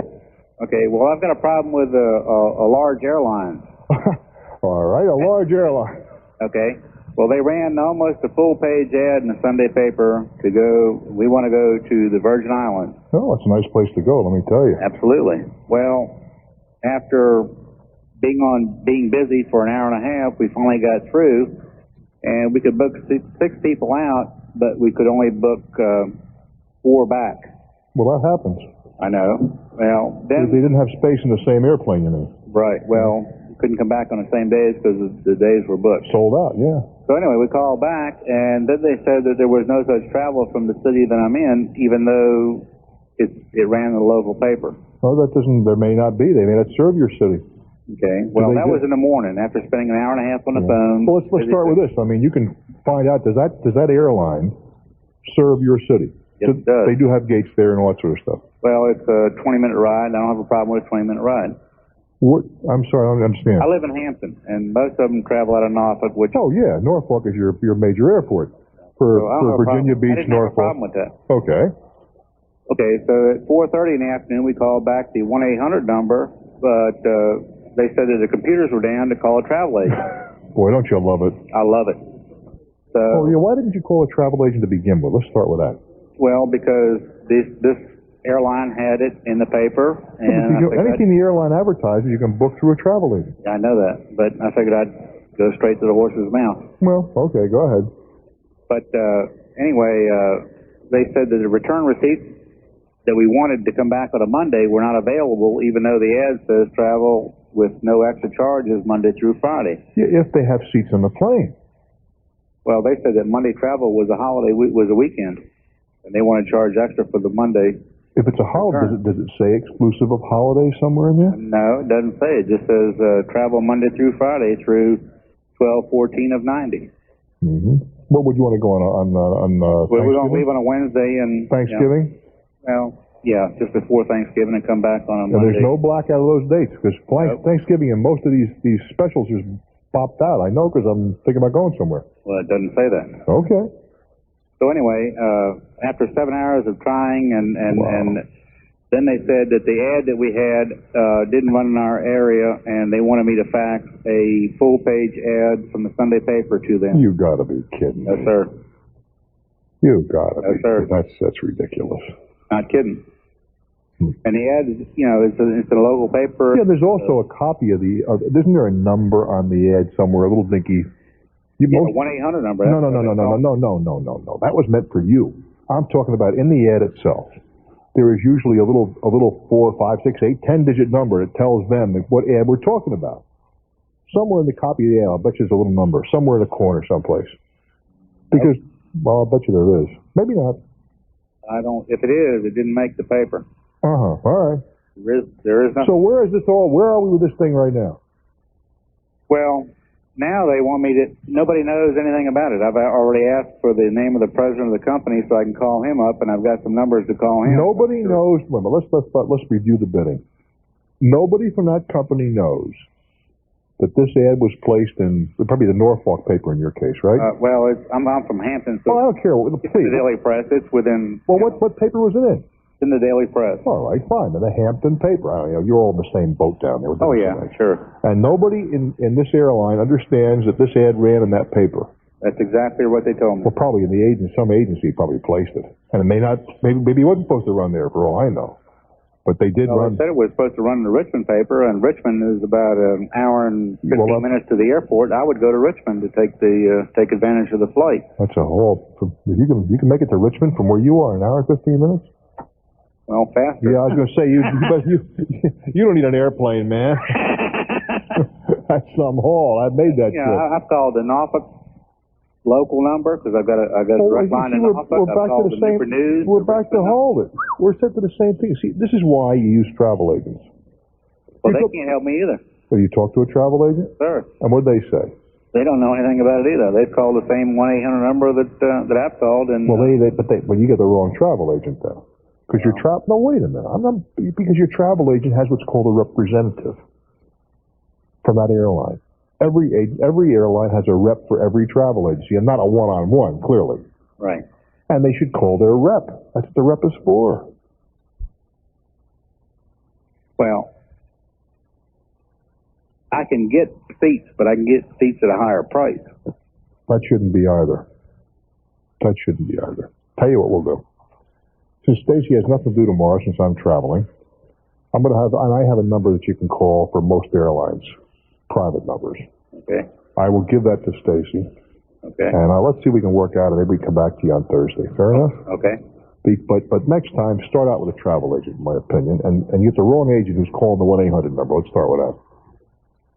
She should go to. If she's not tied into the right computer, you should, or he or she, you should be doing business with them. Let's start with that.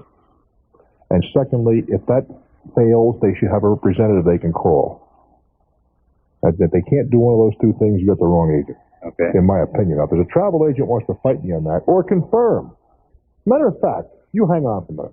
Okay. Number's 212-245-6040, 212-245-6040. Now, you know I'm in favor of travel agents, so now I need a travel agent to help me. My position is A, they should have a computer they can access. B, they should have an agent, a rep they can call in a situation of this kind. If I'm right, tell me how will we help this guy out? 212, and maybe there's a travel agent out there who says, yeah, I'll write these tickets for you. It doesn't matter where in the country. You can always send the stuff through express mail, FedEx, or something of that nature. So come on, travel agents, your turn to help me. 212-245-6040. 212-245-6040. I'm Bruce Williams. This is Talknet. I'm chatting with a gentleman in Hampton, Virginia. He's got a problem. He saw a big old ad but an airline, and essentially the airline is saying, whoopsie, we never heard of it, right? Right. I have a travel agent from the Big Apple, New York City. Hello there. How you doing? Okay, kid, your turn. Well, I don't think we've narrowed down the problem enough. It could be an error plain out. But they put the wrong ad in the wrong paper. Correct. Yeah. You've always got the standard verbiage, certain restrictions apply, and then you have the problems of the airline industry in general. I know the Department of Transportation's been on their case pretty much about advertising and only allocating 5 seats per plane. But that doesn't seem to be the problem here. That's part of it, but the big problem, maybe it isn't. Is that the problem? They don't have the seats? Well, they didn't have any. They didn't have them to start with, and then Well, how do you know? Wait a minute. How do you know that they didn't have them to start with? Well, I could get certain seats out. Yeah, but get them all back. But then then when I called back, they said that the ad wasn't supposed to run in my area. But those are two different things. You see, in the first instance, they could say, look, we only had 2 seats in the plane, they were sold. And I understand what the travel agent is saying. They shouldn't be allowed to do that. They ought to have a decent number. They shouldn't run the ads. Well, that's true. But the second thing is quite different. That it shouldn't run in your area. That's not your fault. That's true. And I can drive to Richmond. I don't have a problem. Okay, so I will leave from Richmond. Okay, but I want to hear from my travel agent friend. Now what? If it's a straight error, he should pursue it, because he will be able to get them to honor that ad. How do you pursue it? First I were to get something in writing to that airline, and very quickly get a hold of a local rep, as you suggested. He could get an agent to act on his behalf. But here's the case. But you tell the travel agent what your travel agent told you. Well, they said that I could get certain seats out, and then about 15 minutes later, they said that there was no such ad in this area. The travel agent told you that? No, look, now you're getting confused. Or the airline said that. The travel agent you said told me they had to call the same 800 number you called. That's what you said to me. Yeah, but the travel agent said that I couldn't get those seats back on a Monday, even though the ad says travel through Monday through Friday is at regular price. There's no extra charge for coming back on a Monday. Mm-hmm. Well, there could have been a confusion on the blackout dates. That's what I said, but your other suggestion about what type of travel agent you had, but it's also like when you call information sometimes and they tell you that number's not in the book and you call right back, get someone else on the line and they have it for you. But it seems to me, though, the travel agent was deficient here. They don't have to call the same number that I call. Right. They have they have a computer. They shouldn't have to call anybody. If they're not tied in, wrong agent. That's my opinion. I'm now travel agent. What do you think? Well, it's difficult to judge. I mean, we haven't seen the ad. That isn't the issue. Okay. I'm saying that if you're a travel agent, are you right? Well, yes, but the agent might have exhausted. Wait a minute. Do you not have a? But wait a minute. Don't you have a rep? Critical sense if somebody went after, would it not? Oh, absolutely. The property being attachable is a separate issue, and him being liable. He's not personally liable, but any property that is hers, or a joint checking account or something of that nature. Right. And Bruce, this is the area of the law that I concentrate in, and you might want to tell the caller. You can tell. Orlando, are you there? I'm listening. You guys are talking together. Go ahead. What you want to do in that kind of situation is basically the creditor's going to look at what can he get by his exercising his legal rights. So how much is he going to get by suing your present wife and garnishing her wages or attaching her property?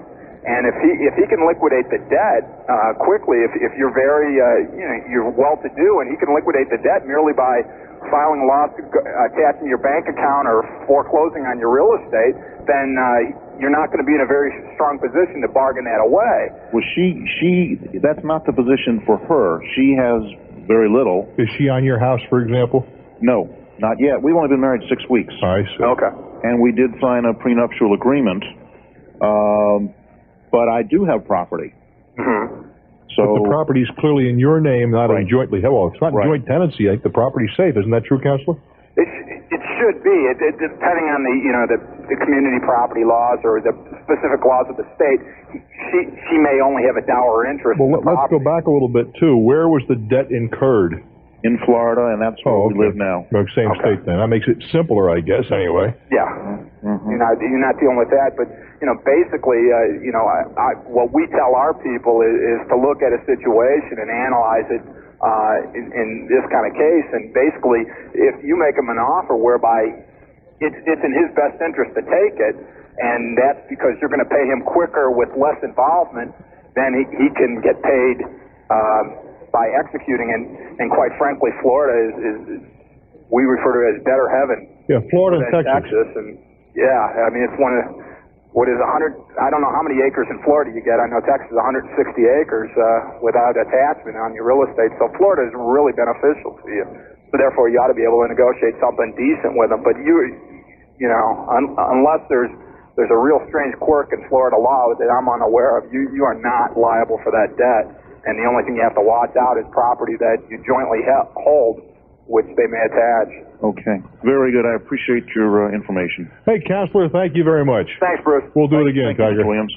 You're very welcome. Thanks a lot for your call. That's what it's all about, and I keep saying it, but I shall continue to repeat it. I am so grateful to you experts around the country in your various disciplines that jump in. And an expert can be somebody who is an attorney or someone who's a bricklayer, because I guess most of us are experts in some area. I've yet to meet somebody that couldn't teach me something. That's a fact. Garland, Texas. Hello there. Well, Bruce, I'm hoping you're an expert on financial matters. No, I'm not sure of that, but go ahead. Well, I've got anything a over little $2, I'm in trouble. We live here just in north part of Dallas here. Yeah. And we bought our home 5 years ago. Paid $60 for it during the peak. And since that time, the economy's kind of turned bad. And there's been several homes repossessed right around our neighborhood who have now sold for anywhere from $40,000 to $50,000. Yeah. So the average home in our neighborhood's probably going for $50,000. Right. We've tried to sell the home. Why are you trying to sell? You moving? You leaving? Are you leaving town or anything? No, I'm just trying to move more toward the middle of North Dallas or that area. Well, I'm in the service business. I do a lot of driving. I'm trying to get more centrally located, and the neighborhood's dropping in value. Well, for the time being. For the time being, that's what. We just decided it might be better to go ahead and move and get maybe a little more stable neighborhood and a little better school district than what That's okay. You may take a bit of a hit then. You said you paid $60. What do you figure you can get for it? Well, we had one offer of $55. So grab it and go. You think so, huh? Well, you've been there for 5 years, right? Yeah. That means you've quote lost $1,000 a year, but you've been living there. And plus the money I put into it. How much you put into it? We put another $5 into it. All right, so it cost you $200 a month to live there. Yeah. What does that amount to? Yeah. Well, plus the interest, of course. Oh, we've written quite a bit off. Indeed. I mean, look, you're a young guy, I take it. 36. Yeah, you're a young boy. Is that young? Oh, they look. The cops are looking like children to me. But in any event, the fact is that you've grown up in an economy, for the most part, where houses always went up, and you've been brought down to earth by knowing they go both ways. Right. But if you can get $55 for it, man, and you want to move, because you can take advantage of the lower prices elsewhere, in the same area. Yeah. Go for it. You'll pick it up on the other end. Okay. I do wish you well, my friend. Thank you so much. I'm Bruce Williams, and yes, we oftentimes overlook the fact that we live in a place, we got to have shelter, not to be disregarded. This is Talknet. All righty, off we go to Minneapolis. Hello there. Okay, hi Bruce. Hi. Let's see, I've got, what I have is I have a concert video that I want to put out as a home video. And this video that I have, it's the only live performance from a singer who sold several million albums, and he died about 1.5 years ago. The only live performance? Right. Was this a home video? No, it was something that was shot at a club someplace where he played. Did he get paid for that? What, did I get paid for it? No. Did he? No, he didn't get paid for it, no. But the point is, was it done legally? It was done legally, yeah. By whom? But I'm trying to get to you're walking in a very, very, very soft area. Mm-hmm. In terms of who owns that. Maybe his estate owns all those. Well, I did find that out. The guy who he signed the papers with, they said that they would do nothing with the video. The guy who signed the papers and all that did die as well a few months ago. But anyway, right now... Well, it doesn't matter. No, it doesn't. No, because his estate would have an interest. Mm-hmm. Okay. But anyway, the music that I'm dealing with that he does on this is owned by 2 record companies, and that's who I'm dealing with right now. You have to deal with them as well.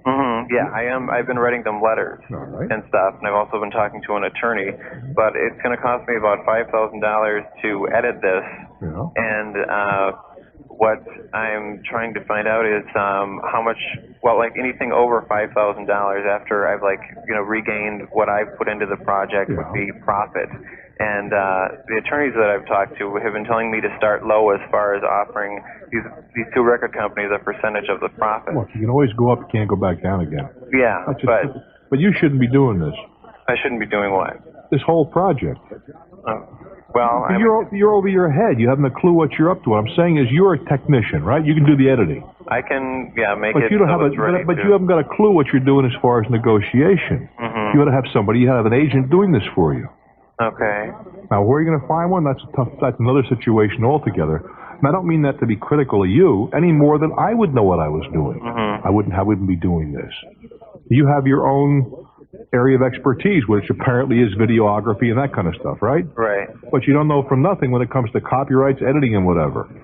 Well, that's why I'm assuming that with these 2 record companies, where the music is coming from. I've only got about 5 seconds. Okay. You can't assume anything. All right. You're going to have to find yourself an agent, and there are many of them around. Take a look at Billboard, magazines of that kind, and find yourself someone who has a good reputation, because otherwise you're going to get skinned. On that you can be certain. I'm Bruce Williams. This is Talknet. Wake up to Jeff Pigeon tomorrow morning on WIBC. All the news, traffic, and sports, plus the first $1 million sweepstakes number at 7:15.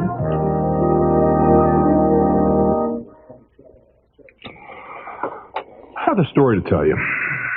Yeah, a story about, I guess, an attitude by a couple of folks, both employees.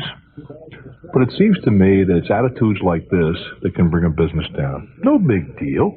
But, the Berlin Wall comes down one chip at a time as they bang away at it, right? Now, I went into a big chain drugstore here a week or so ago. This was just before I was going to Alaska, and I got a little canker sore, nothing very serious. And I had some other things. It was kind of late at night. So I went into the drugstore, and I picked up the toothpaste and the rest of the toiletries that I thought I'd need for this little excursion up to the North Country. And I walked over to the drug department. And a young lady came over, and I said, let's talk to the pharmacist. Now, here's this relatively young woman, blonde lady, probably in her mid-20s, and she's very busily tapping away on a computer. And I said, I would like to find something for a canker sore. Aisle 8. I said, beg your pardon? I said, aisle 8. I said, yeah, I just came down aisle 8, but I'm not aisle 8. And I said, well, I'm looking for a certain crystal. I think that I told you get it on aisle 8. I said, well, I need some advice. Everything we have for canker sore, since she never stopped tapping on that damn computer, well, I put everything down and walked the hell out of her store. Now, I must tell you, right up the street, they just opened up a huge new shopping center, and that parking lot reflected, because, most customers have the loyalty of a cat in heat, which is maybe okay. But the point being, I'm starting to think maybe customers have no reason to be loyal with that kind of service. I called this gal's boss, who I've known for years. He said, man, I can't deal with it. But here's our collective boss. I called him this morning. I was angry. He said, this isn't the first person that's complained, but I think you may be the last. But you see, I would never, ever go back in that store again when she's around, and I would clearly would not trust her with a prescription. Anybody is that on, tap in the computer. Her job is to talk to customers. Same shopping center. My daughter walks in, and there's a big sign. It was for Hellman's mayonnaise. It was 95 cents for a huge jar, which is a great price. I had the same problem with this store before. She snaffles one up. How can you resist a price like that, right? Only it says in microscopic letters in the corner, with coupon.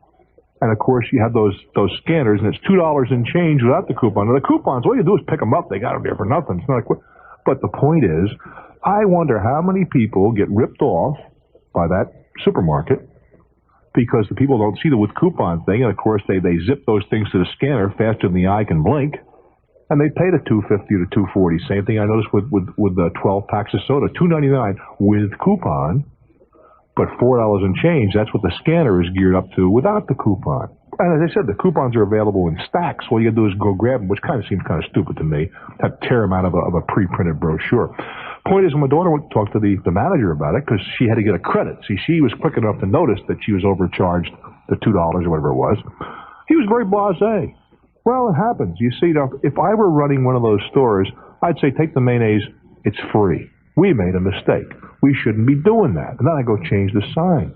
Because once again, the people walking in the store don't have to take that. If this is the only store within 300 miles, yeah, you got to put up with it. But in my neighborhood, supermarkets grow like dandelions in the spring. I mean, they're everywhere. The only thing we have more of is pizza parlors. And you've got a choice. Now, maybe you get stuck in every one of them. That's a whole other story. But I think this attitude is pushing us right down the drink, right down the sewer. That this, who cares, I'm here to get paid for my time, and if you don't like it, too bad for you, Charlie. Think about your own attitude toward what you do. Is that your attitude toward the job? What the hell, the boss pays me, I'm here for 8 hours, and that's it. Unfortunately, some of our foreign competitors, for whatever reason, have developed a better attitude among their employees. And unless we develop a better attitude, third world nation, here we come. I'm Bruce Williams. This is Talknet. Off we go now to Bethesda, Maryland. Hello there. Welcome to Talknet. Hi, thank you. I have a problem. I am a small-time antique dealer with space in 2 different malls. And they sell my things for me, and I pay a monthly rent. Can you, so I think I know what you're talking about when you say, but maybe I don't.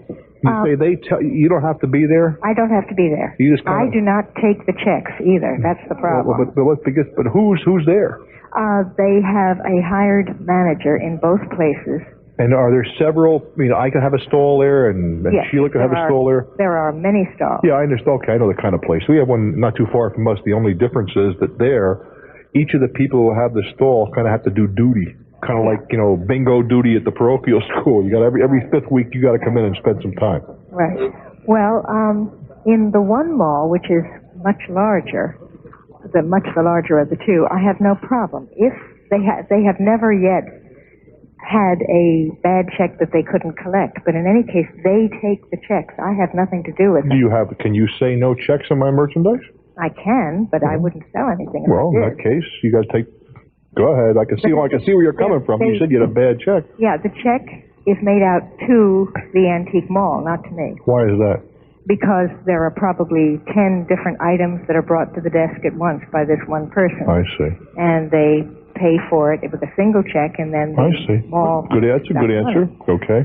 Okay. In the other mall, there have been 2 bad checks. One of them collectible and one uncollectible, and the mall management has announced that it is going to be their policy that if any of our merchandise, the person whose merchandise is paid for with a bad check, is responsible for paying back to the mall that bad check. Okay. Even though we have no way of collecting or having anything to do with it. Well, but you do. You can say no checks.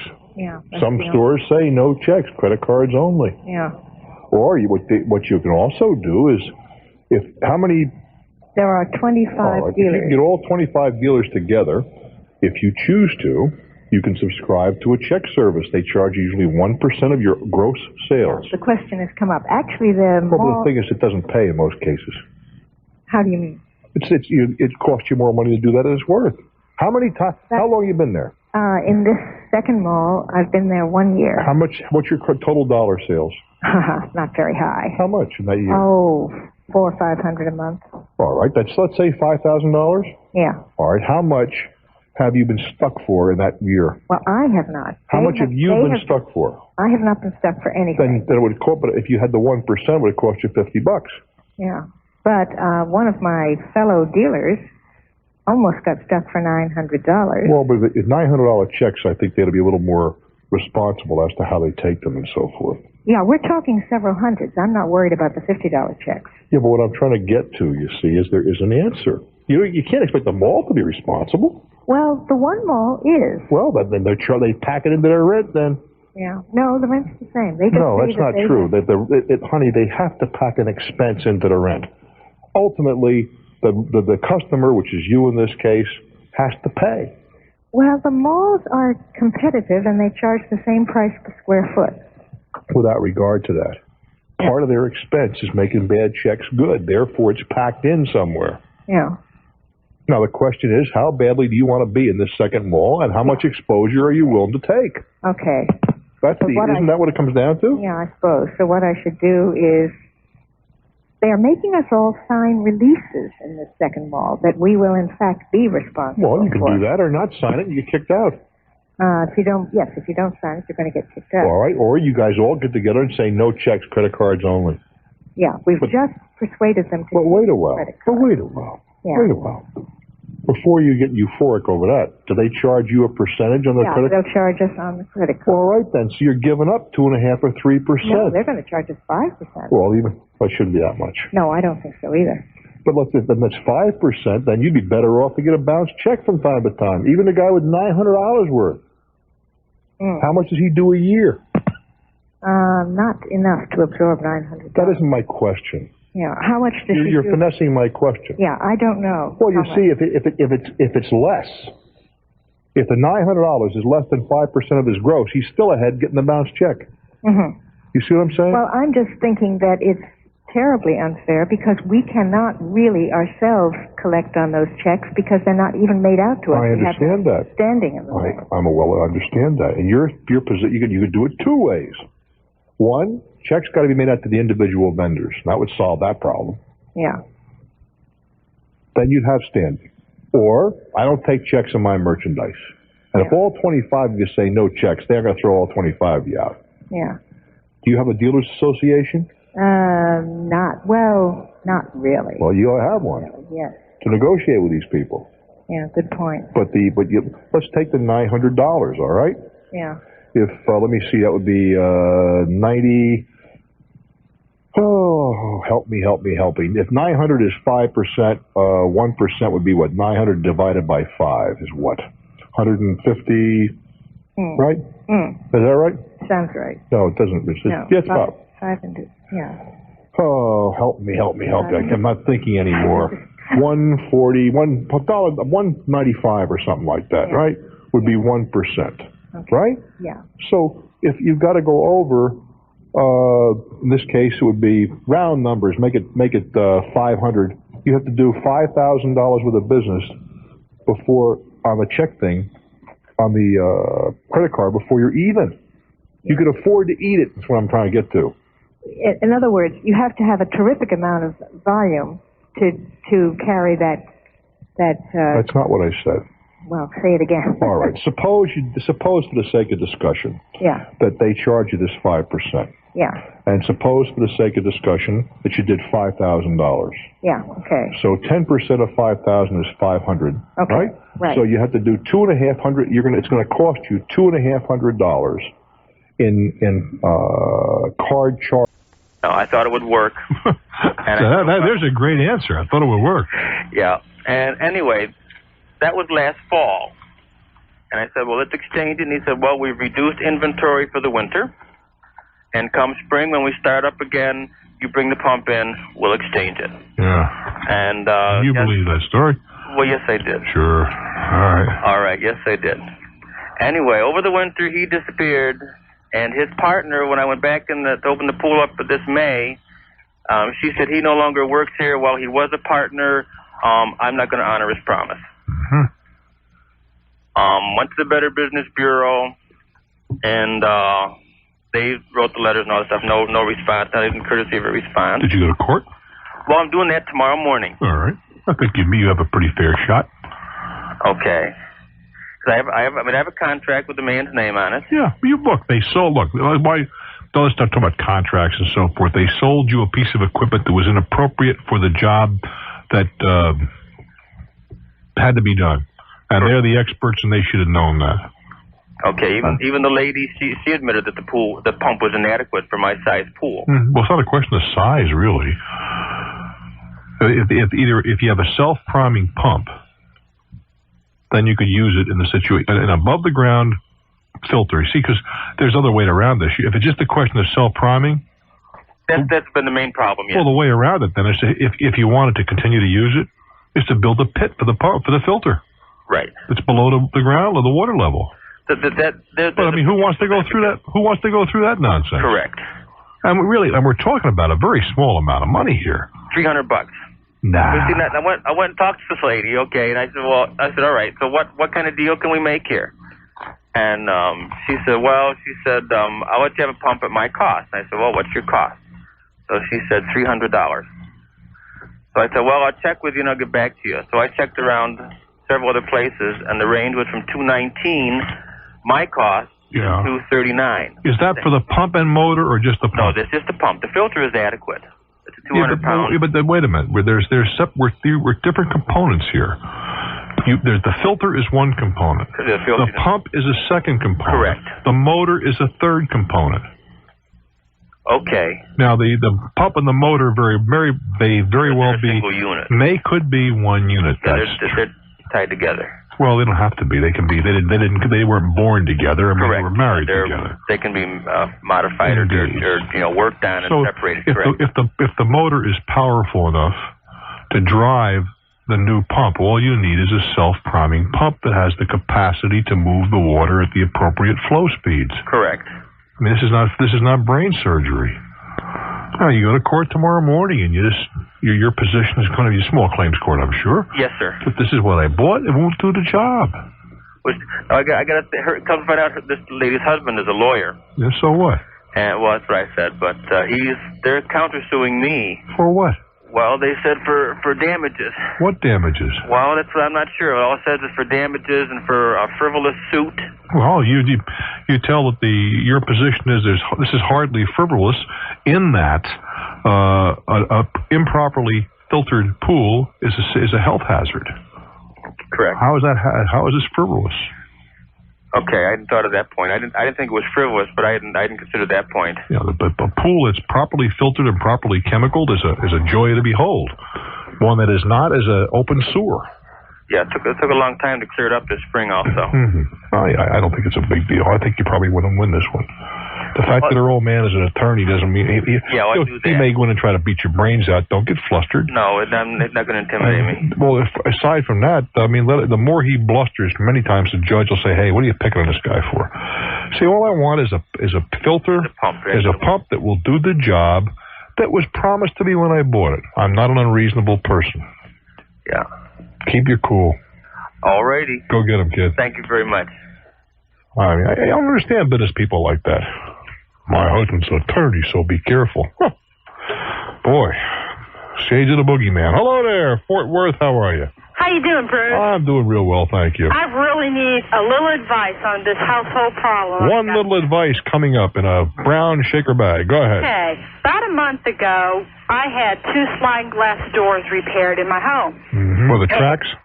Yeah, the tracks, the rollers were broken. Yeah, I don't know, they do break so regularly. That's right. And so I looked up in the phone book and really called the first person, I could find that would come out. Adam Aardvark, yeah. Right. And I kept, I was going to get 2 estimates. And the guy said, I can do it really reasonable. I'm going to need to find the rollers. You just pay me for the rollers and a small labor charge. And that's all he kept saying. I said, well, I was thinking about getting a couple of estimates before I do the job, because if it's too high, I'm going to buy new doors. Well, clearly you didn't, so what happened? Right. So he ended up fixing my doors took him a total of about a month. A month? Uh-huh. And about 2 weeks after that, I kept asking throughout this whole thing, how much is this going to cost? Do you have any idea yet?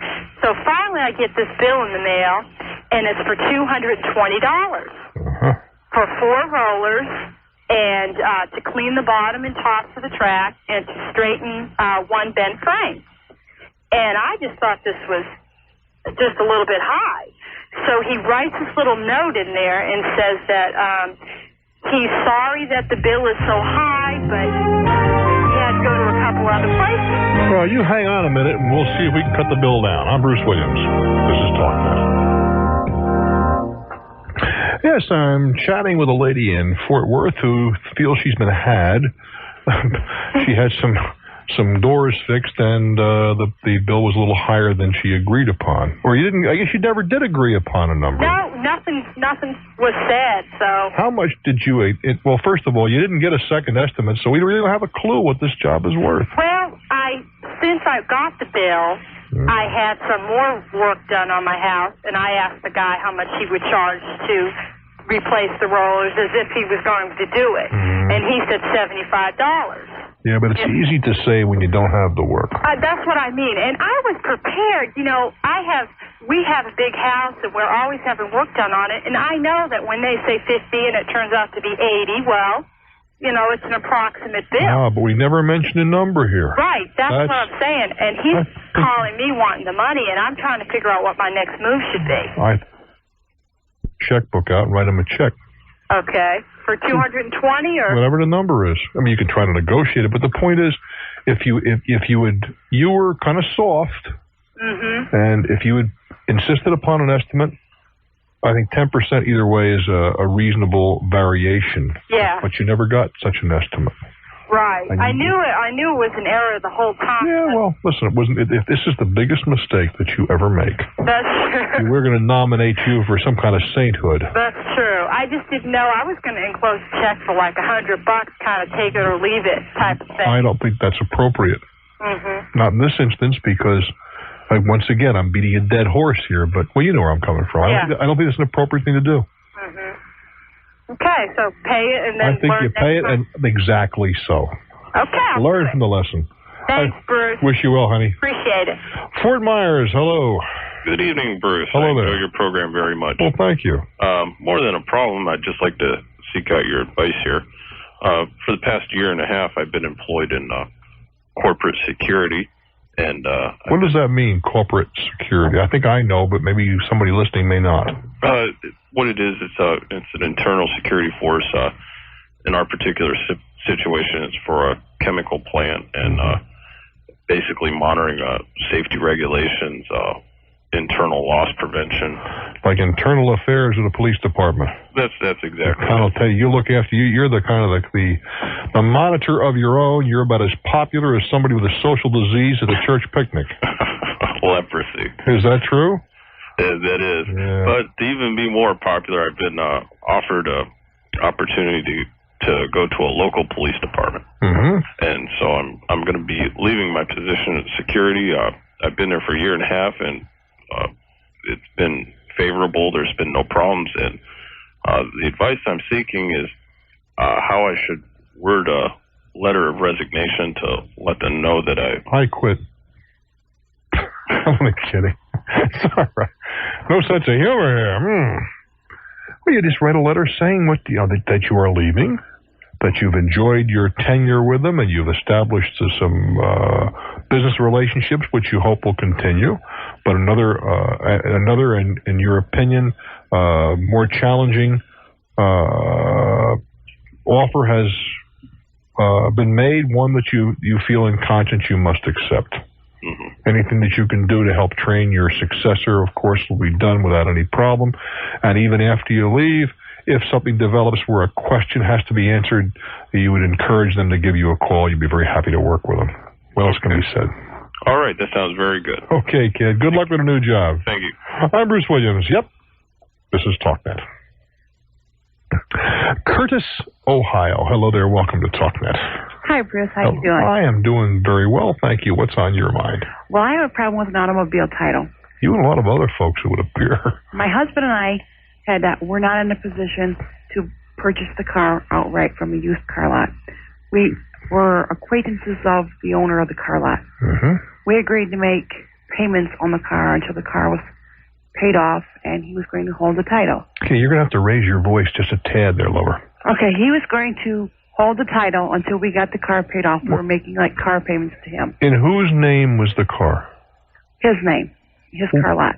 Yeah, but why did they not transfer them to your name and then have him a lien holder, which is the customary way to do this? Well, I probably didn't think about that at the time, and I guess I should have. The problem is this. In the process of our paying off the car, he had an unregistered salesman selling cars. What is that? Where does one become a registered salesman? Well, in the state of Ohio, you have to buy, or at least in Toledo, you have to buy a license to sell used cars from the city. You mean each salesman has to be licensed? Yes. Not the business, but the salespeople? Yes. Is that right? And for some reason, the Division of Motor Vehicles had come by and was checking on licenses, and the guy was interested in a car, and he seen the unregistered salesman selling a car to another patron. So they What do you do? Have a little license clipped on you like you do in a casino employee? No, it's supposed to be on display in the wall. I'll be doggone. Now, that's outstanding. I've never heard of that before. in the process of this adventure, they confiscated all the car titles. For the whole business? Yes. Why? Because they revoked his license for having an unregistered salesperson selling cars. Well, what happens to the cars that are sitting out there? I mean, they still belong to someone. They're still sitting out there. There's something else going on here, I would think. I would think so. There's more to this than that. I don't mean that you're not telling me everything, but I got a feeling someone is not telling you everything. Well, the next problem is we paid off the car. We went to the man to get the title, at which time we heard this story, and we consequently have a car with no plates, with no title. Well, what kind of plates you been driving around on up till now? We haven't been able to drive the car. Period, since you got it? Period, since we got it. It's been sitting in the garage. Well, why would you do such a thing? I don't know. I don't know either. There's just more to this than you're. As I said, I don't mean that you're not telling me. Either, which is very possible, if all these cars were what is called floor plan, that means he owes a lot of money on them, and the bank has liens against it, which is a very distinct possibility here. The cars conceivably could be hot. I don't really think that's the case. I don't understand the state just picking up the titles because they had an unregistered salesman. That makes no sense whatever. How much do you pay for this thing? $300. I don't know what to tell you. Drop into your consumer affairs office in Toledo and see if they can help you. See, we're talking about, I know, a lot of money to you, but not a bunch of money in the long scheme of things. Well, this is basically a go-to-work car for my husband. I understand that. What I'm driving at, though, is that you're not going to go out and get an attorney for $300. Right. It's not really worth it. That's why I'm saying go down to the Consumer Affairs Office. Also, call the Department of Motor Vehicles and see if this tale of woe is actually true, that they actually do have the titles, because in this case, you could demonstrate that you're entitled to it. Okay. Good luck, honey. Thanks a lot. But don't do that again. Buy a used car, buy any kind of car. It should be titled in your name, and the person who's holding the paper, or otherwise who's loaning you the money, is called a lien holder, and they list on there, you get a title which cannot be transferred until they sign off. Everybody's protected that way. The Beantown, USA. Hello, Boston.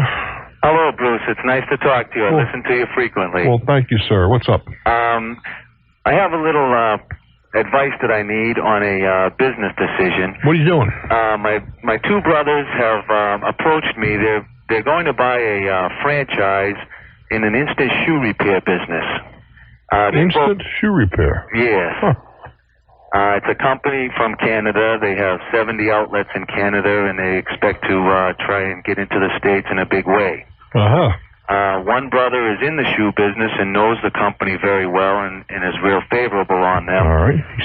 He speaks well of the company. Yes, he does. All right. The other brother is self-employed and doing very well as an entrepreneur, has a good business head. Well, you have to be a little more specific. As an entrepreneur, what do you mean by that? He's a food broker and started his own company about 5 years ago and has really... So why does he want to get in the shoe repair business at this intersection? Well, his business is a little bit sketchy at times. He's afraid that, he wants something to fall back on, and he sort of wants to branch out. All right. They're both doing very well, and they've approached me to be the manager of the store. What are you doing? Right now I'm working in construction. All right. And so I'm in sort of a position to invest with them. I'm lost. The guy with the expertise is brother number one. Yes. What does he do for a living? He's with a shoe company, manufacturing company who supplies a lot of...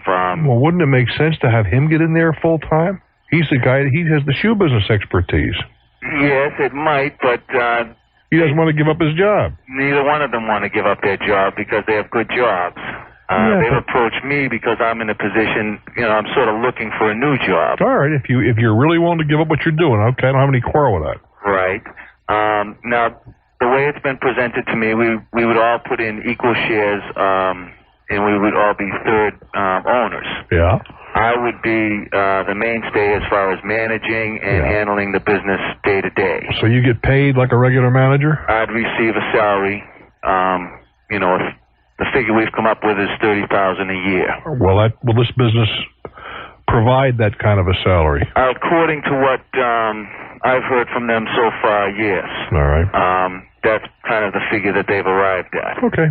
And now my only problem is I'm wondering if I'm going into this job and taking on, a lot of work, and as you know, a startup business, I'll probably be working gosh knows how many hours a week. Probably about 296 hours a day. Right. Yeah, I've been there. So I'm just thinking, how should I go into it? I want this to be worth my while, and should I just accept the third ownership, or should I try and convince these guys that, since I'm going to be doing all of the work, should I try and get, I was thinking like a 50% share? No, I don't think you're entitled to that. Okay. I think you're entitled to a third, and third if that's where the money's coming from. Right. But the salary, yes, and bonuses for performance, yes. Bonuses for performance. Yeah. Okay. But I don't think you're entitled to more than a third. Okay. Now let me ask you one final question before I cut the string here. Right. How much money does it take to open one of these places? Right now, we figure about $30,000 is what we've been told right now. If the store costs $140, we would have to come up with $30. All I want to know is, what do you need your brothers for? That's my thought now. They came up with the idea. They've done all the legwork on it. We can open up two then. They can open up theirs. What I'm getting at, you're going to be full-time. Do you have the money yourself? I would, yes. The entire $30,000 plus? Mm-hmm. I don't know what you need them for. And I don't mean that they're still your brothers and you love them and all that kind of stuff. Right. But I don't see them contributing very much except $10,000 apiece to get a third of the action. I don't see where that's worthwhile.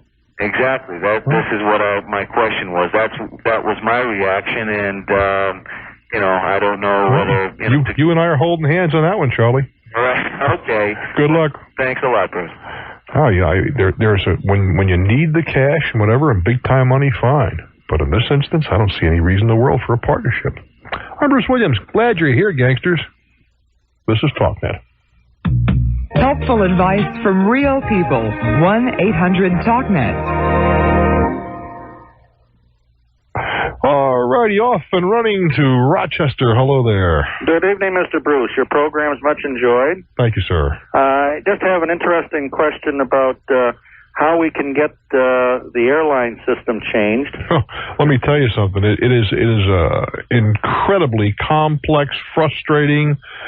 dereg was a great idea, and I supported it and still do, but we're down to 8 airlines of any consequence, and their profits are incredible right now, with 1 or 2 exceptions, and they got you. Yeah, this affects all of the airlines, but the thing that staggers my mind is, the more I think about it, is the way the system works, where you have a 120-seat airplane, and they're allowed to take 119 reservations. 119 ferries on a 120-seat airplane. Yeah, that's true. I'm sorry, I stepped on your lines. You said about reservations. You were saying what? Yeah, no, the fact that they have 120 seats and they can, do 180 reservations depending on what their past history shows. Well, I don't quarrel with that. You know why? Go ahead. The public did that to us. You have people who routinely, or did, and in some cases still do, routinely book themselves on 3 flights with 3 different airlines to the same city because they figure, well, if A doesn't go, B will go, B doesn't go, C will go. Yeah, no, I understand that. They, like hotels, have to protect themselves by overbooking. Otherwise, they're going to wind up with a ton of empty seats. I mean, I could have said this a little differently until day before yesterday. Not only have I never had a problem getting on an airplane on standby, right? But the people that work with me have never had. But on Tuesday this week, my son could not get on a plane. Absolutely, totally booked. But I had forgotten they had that dumb promotion where kids under 18 could fly free here a couple months ago. So, it's kiddie day at the airport in midweek now for the summer. I hope that'll be over with pretty soon. But the point being that the airlines are acting defensively because so many of us. That's why, as much as I dislike these non-cancelable tickets, I do think they could be a little more reasonable, let you switch them around a little bit. Right. What about a system where if you call in to make a reservation, that you have to do a form of payment instead of calling up and buying an airline seat just on good word? Well, because the problem is the problem is multifaceted. You could say on a credit card and so forth, and immediately the people that put the thing, as you listen to my program regularly, into contest and give them fits. If it was, pardon me? No, I understand. If it was walk in and pay cash money, not a check, not an airline, not a credit card, that would be a little different matter. Okay, very good. Thank you very much. It's just not something that I'm happy with either, because I fly a great deal. What surprises me is that the federal government, some people in Washington haven't gotten bumped off of flights. Well, I'm sure they have. But usually, now wait a while, in fairness now, do you fly a lot? Oh, yeah. Okay, usually what happens is they announce, hey, we need 5 seats and we're willing to give a round trip anywhere in the country, and just don't get between that agent and the people behind you who are going to try to get this deal. Because people go, they go in there like sharks at a feed. Oh, my God, 2 free tickets. I've never taken advantage. I got to get where I'm going. Like you, I travel on business, all right? But I've been tempted to call. I was going somewhere a week or two ago where time was not a great consideration. If I got there at 10, okay, I got there at 11, okay, right? And they were given 2 round-trip tickets anywhere in the country, and you go down an hour later. Now, I was tempted on that one, I got to tell you. From what I hear, some people make a living doing this. Well, what you can do is just have a ticket and don't go. A full coach ticket. Right. And you hang around waiting for bumps. And if they bump you, you're the first person, you hang around right by the counter. And if you don't go, the full coach ticket is refundable, can be used again. And there are people who do that. Yeah, I understand. But I think that there's a lot of reforms necessary with the airlines, particularly. Well, you're in a 1 or 2 airline town in Rochester. No, actually, they've got a few in. Well, I'm talking about some of the routes, though. Oh, yeah. Used to be. It was a fortune to go to Rochester. Then People Express came along, and you get to Rochester from the New York area for very little. People Express disappeared, and so those rates. In a rush. Yeah, I was down to $19 at one time. That's right. I'm not sure it should be that low. No, that's too low. But on the other side of that, I do think that, well, listen, it's like any other business. They say they take advantage in the non-competitive environment, and it's so often you can fly to the West Coast from the East Coast or vice versa for less money than you can go on a 300-mile ride. Something wrong with that system, too. Very good. So keep up the good work. I wish you well, my friend. Right. Memphis, Tennessee. Hello there. Welcome to Talknet. So glad you're here. Thank you. Bruce. You bet. See if you can help me with a situation concerning a defective shingle that I've got on the roof. Oh, what kind of a phone are you on? Just a regular, well, I won't name the brand, but it's a regular wall phone. Is it a cheap phone? Because it sounds like it. Your voice sounds like you're in a barrel at midnight. Well, I apologize for that. I don't know what to do to correct it. You gotta buy a better phone, but go ahead. All right, okay. So that's not what I called about. I know that. But already I got free advice. I need to find out maybe if there's a way to. I get to those seats before the other people, then let them fight for their seats. Mm-hmm. She said, no, since you're already here, we'll go ahead and take care of it. She said we would take care of your seats when we get on the plane. You have to raise your voice a little bit. So what happened? I was in tears by this time. Why? Because they couldn't accommodate us with 2 seats together. Well, we're back to that together routine. Yeah. Okay. I don't mean to be unfeeling, but hey, it's nice to sit together, but it doesn't work out. That's life. Well, I thought if we had our seats booked and had our boarding passes. Yeah, but the mistakes do happen. But go ahead. What happened? Well, I'm just wondering now. Wait a minute. They put you on the plane, right? Yeah. And it's just the only hassle you had, you didn't sit together? Well, they finally did after a bit of a hold-up. They finally did accommodate us and get people moved around, so we did have our seats together. So what's the big deal? Well, ruined my flight. Why did it ruin your flight? Why would that ruin your flight, really? It upset me. My love, you don't travel much, do you? Yeah, we do. Every year we go to Las Vegas. Well, every year is once a year is not very much, what I'm getting to. Next week I have like 7, 8, 9 legs to fly. 1 week, okay? I anticipate problems. It's going to happen. And this time of the year is a decent time of the year. What do you get into the winter time when you have Atlanta closed down with ice, and then all of a sudden you're heading toward Denver and they got 16 inches of snow, and Chicago it's 35 below, and the engines are come on. It's just the nature of travel. You bring a good book and you don't get an ulcer over it. You really don't. You just and as far as look, I understand when you're with someone you want to sit with them, and I can empathize with that to some extent. But it sure isn't worth getting that emotional over. I mean, stomping your feet and holding your breath and all that kind of stuff. It isn't worth it. That's all there is to that. It's not. And listen, at least they gave you one leg. You rode up in front. That was kind of fun, wasn't it? Oh yeah. And they got you where you wanted to go. They got you there on time.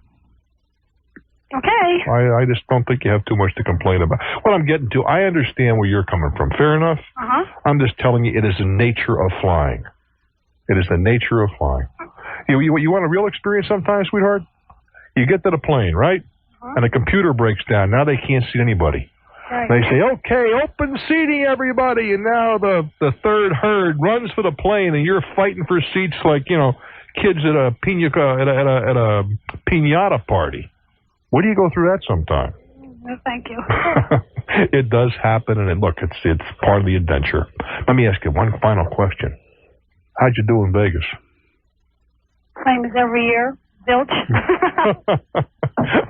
Better luck next year. All right, thank you. I'm Bruce Williams. I don't mean to be unsympathetic, but hey, goes with the turf. Just part of flying. This is Talknet. Our number is easy to remember. 1-800-TALKNET.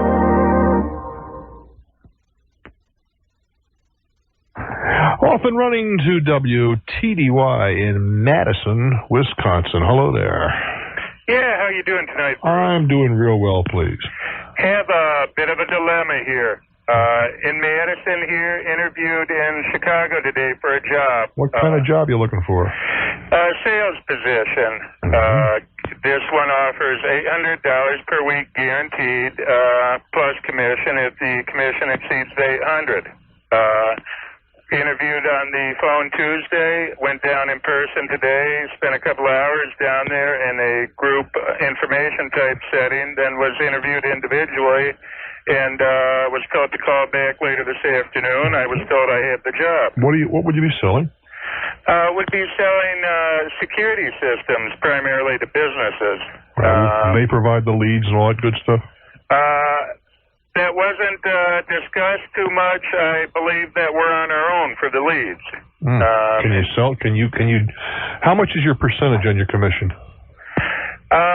It appears to vary. It looks like from 10 to 20%. Let's say 15% for the sake of discussion. Yeah, sounds good. Well, your $800 would be 15%. Well, it's roughly a seventh, a little less than a seventh, right? Right. So we're talking, you got to do $6,000 a week to cover your commission. Right. My concern is this, Bruce. I'm a bit skeptical. I'm not familiar with the company. Tried to get some background information. I've had bad experiences in the past with these sales opportunity ads in the paper. Now, I'm told I'm guaranteed $800 a week. If my commissions exceed that, I'll be paid over $800 a week to the tune of my commission. But suppose they do not. Right. Is it a draw or is it a salary? It is a salary, guaranteed $800 salary. If I make less than... If you only sell $3,000 this week, they're still going to pay you $800. Right. And if I sell... I got the other side of that. Yeah.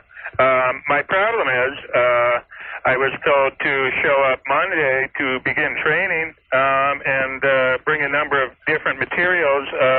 My chief concern is I was told to bring $100 cash to cover the cost of the materials I would be given. And that's terrific. Forget it. I'm wondering, is it, will I ever see them again? it seems to me that a legitimate company would not charge you $100 for materials for training. And I got a long suspicion here that they're the $800, but that you got to perform to a certain extent, otherwise you don't get your $800. Right, whereas they will have my $100 up. Well, I'm not worried about your $100, tell you the truth. That's a minor issue. What is more important, I think, is that there ought to be a little warning light go off in your mind when they ask for the $100. And it did. I've never called your show before. I listened to it many times. Your name came to mind. Well, if it were me, I would look at that one very carefully or look the other way. Is there any specific way you can suggest to look very carefully? Better Business Bureau comes to mind. Attorney General? No, I don't think so. Not either of those places. You can certainly inquire. But you see, I doubt seriously if they're outside the law, and the Better Business Bureau registers consumer complaints. I don't believe they register employee complaints. So what I've got to they flunked my litmus test. Having to put money up front, they just flunked. Yeah, well, the red flag goes up instantly when I hear that. In that case, I'd keep looking for a job if I were you. I wish you well, my friend. I appreciate the advice. Taking any time when an employer wants money up front, get nervous. Buffalo, New York, hello. Hi, Bruce. How are you? I am well, thank you. I've got a little bit of a dilemma here. I'm getting ready to sell a used car. All right. And it's a '86 Pontiac Sunbird. And I went and did some research, and I went and looked at the, what they call a red book here. There's a red book, there's a blue book, doesn't matter. Go ahead. One's wholesale, one's retail. The difference is between the wholesale and resale is about, wholesale and the retail is about $800. So I thought I could ask $6,500 for it, which would give me about $600 room of negotiating, for like I need new wheels on it, things like that. Okay. So I was getting ready to put it in this used car magazine. It's called like a... Yeah, okay, I know what they are. Yep. And I'm looking in there, and see, my car is like a basic model. It doesn't have turbo electric motors and stuff. So where are we? But they have turbo models in there with all the extra stuff at a lesser price than what I would be able to, what I was thinking about asking for my car. But we don't know about relative condition. Yeah. I didn't know, should I put it in there at the maximum price and say negotiable? Well, or should I put it at a lower price? That's putting a sign on when you say, as soon as you say asking, that means I'll take a lot less. Okay, that's what I figured. I would put a price in there. You want to give yourself a little room to negotiate. Yes, I know. But on the other hand, you ask too much to begin with, nobody's going to pick up your phone.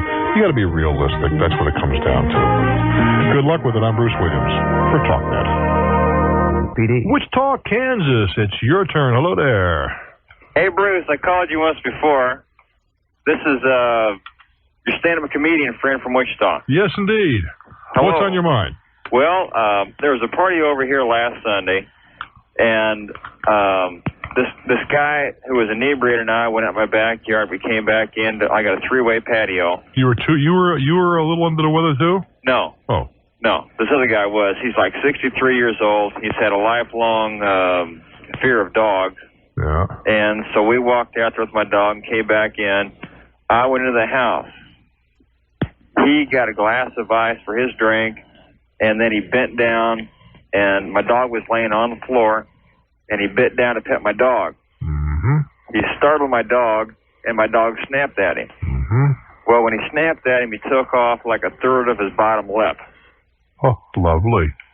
Well, yeah. You got a serious problem. Well, the thing is, I've got five kids, Bruce. Yeah. 3 of them are under 4 years old. Has nothing to do with anything. The fact that the dog could be the most gentle animal in the world. Yeah. The dog is wrong when he bit somebody. Period. Do you have a homeowner's policy? Yes. Well, then turn it over to your insurance agent, because there'll be some money changing hands on this one. I don't have any. That's why you have insurance. Yeah. You do have a homeowner's policy. As far as I know, yeah. What do you mean, as far as you know? Do you own your own home? No. Do you rent? No. What then? This is part of the estate from my father-in-law who passed away last October.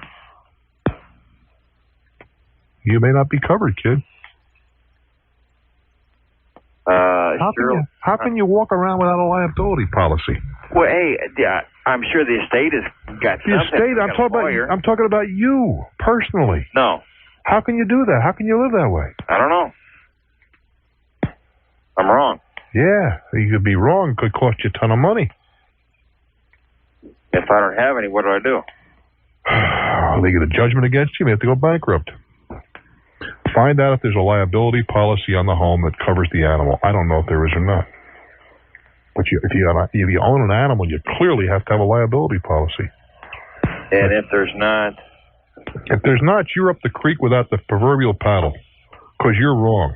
Really? Yes, sir. I wouldn't care if this guy was hitting you with a hammer and the dog attacked him. The dog's wrong. Really? That's right. The only excuse, and it's not in every jurisdiction, is if somebody attacks the dog can defend himself. But he cannot attack the person for defending you, by defending you. Well, he wasn't defending me at all. I understand that, but I mean, even that isn't considered an excuse. Dog bites man, dog wrong. Yeah, that's what I thought. Well, find out if there's a liability policy in place and if it covers you. Am I going to jail? No, you're not going to. They don't have debtor's prison anymore, no. But they're going to come after your money. I'm going to get money. I understand that, but you also... If I go belly up, am I out of it? Well, you don't go belly up now. Yeah. First thing you do is find out if there's a liability policy in place that covers. I doubt it, but there may be. Okay. Good luck, kid. I know it's not what he wanted to hear, and I feel sorry for him, but, it's just socially irresponsible not to carry liability insurance, particularly if you don't have any money. If you're loaded, hey, then we'll come after you. But if you're not loaded, that's the purpose of insurance. When you do something that's not responsible, when you are obligated, somebody else is injured, then the money is there to make them whole again. I'm Bruce Williams. This is Talknet. Off and running to Tucson, Arizona. It's your turn. Hello. Good evening, Bruce. How are you? I am just fine, thank you. I've listened to your program for a long time. I've really enjoyed it, and I'm hoping you can give me some guidance in this area. Well, we'll do our best. What's on your mind? I'm a 32-year-old female moving to a large city due to getting married. Okay, where are you moving to? The greater Detroit area. Mm-hmm. And we chose that because my fiancé had the better of the two jobs. We chose to move there. I don't know if I feel that was a mistake. Well, why do you say that? Well, because I'm having a hard time finding a job, and with my credentials, I'm surprised at the response I'm getting from the employment agencies. Well, first of all, you're trying to do this from long range. Is that true? No, I've been going up there. Oh, you're there. Yeah. Okay. On weekends. I mean, I haven't totally moved, but I've been doing everything when I am up there. Mm-hmm. Because I have resigned my position, but I also teach in the evening, which is not my main profession. What is your main profession? Well, I have a law degree, but I just graduated from law school in the evening, and for the last 5 years I worked as an employment discrimination investigator for the government. Mm-hmm. So I'm looking for a position in that area. What area? Equal employment opportunity, employee relations, that sort of, for a large corporation. And you're narrowcasting quite a bit, aren't you? Well, I'd be interested in personnel, something. I have 10 years of college teaching background as well. Mm-hmm. So development and training, something like that. Since I have not sat for the bar exam, especially the Michigan bar, I really can't go to a law firm. Well, why don't you do so? Sure, you can go to a law firm. You can be a paralegal until you pass the bar. Do you think you can pass the bar? Well, I hope so. But I was an average law student, and the bar exams in all the states really have become far more difficult. And I guess I'm trying to be realistic. I think eventually I could pass the bar, but I really don't want to practice in a firm. I really would like to work in a corporation doing the kind of work I did before. Mm-hmm. And I guess the reason I called is I was very surprised when I went to employment agencies and I gave them my resume and my credentials and writing samples and everything, especially in a large city like that. I got a very negative response, and I really don't know where else to go. You see, you turn me off too. Because you're narrowcasting into a non-productive area. This is not the only reason a corporation is going to have somebody like you is because somebody's breathing on them. Now that is not what do you produce for the company? Well, most of the larger corporations have these types of people. Only because they have to have them, not because they want them. Oh, absolutely. But so who wants to? So why is anybody going to be enthusiastic about that?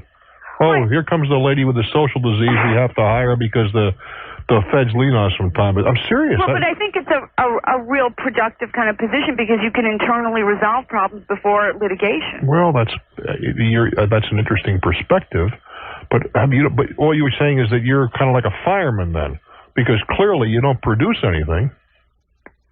You don't produce a nickel in revenue for the company. Not a nickel. Well, then with my credentials, I mean...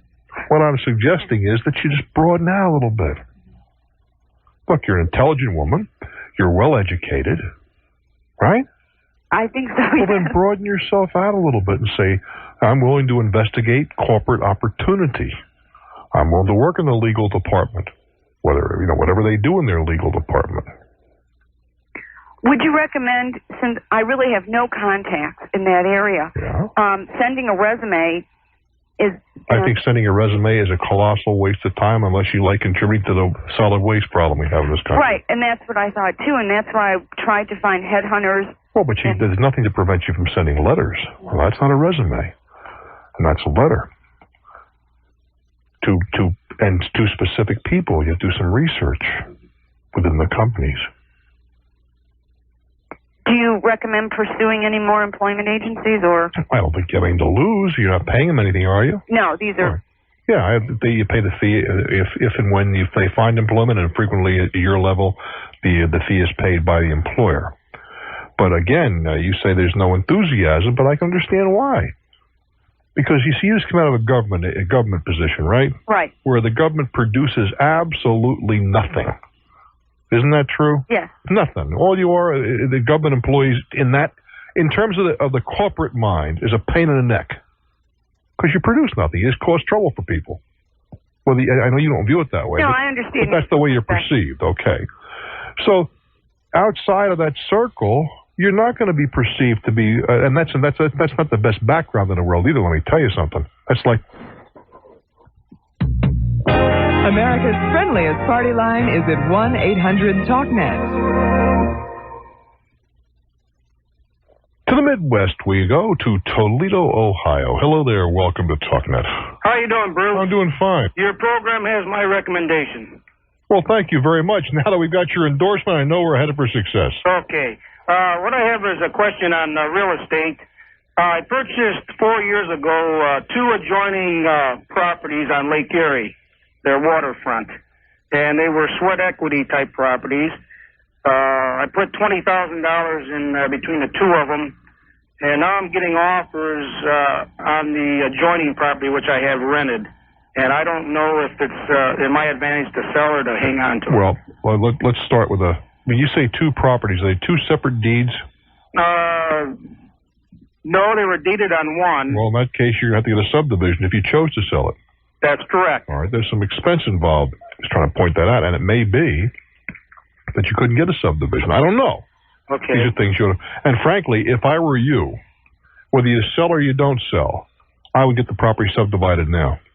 Okay. Because you may get a subdivision now that you might not get later on, you see. Yeah. Because zoning has a habit of changing and so forth. Now, if you told me, forgive me, how old are you? I'm 32. All right. Now, you got these 2 properties. You're renting. The one you want to keep for yourself. Is that a given? That's correct. All right. The other one is bringing in how much in rent? $325. All right, $3,600 a year.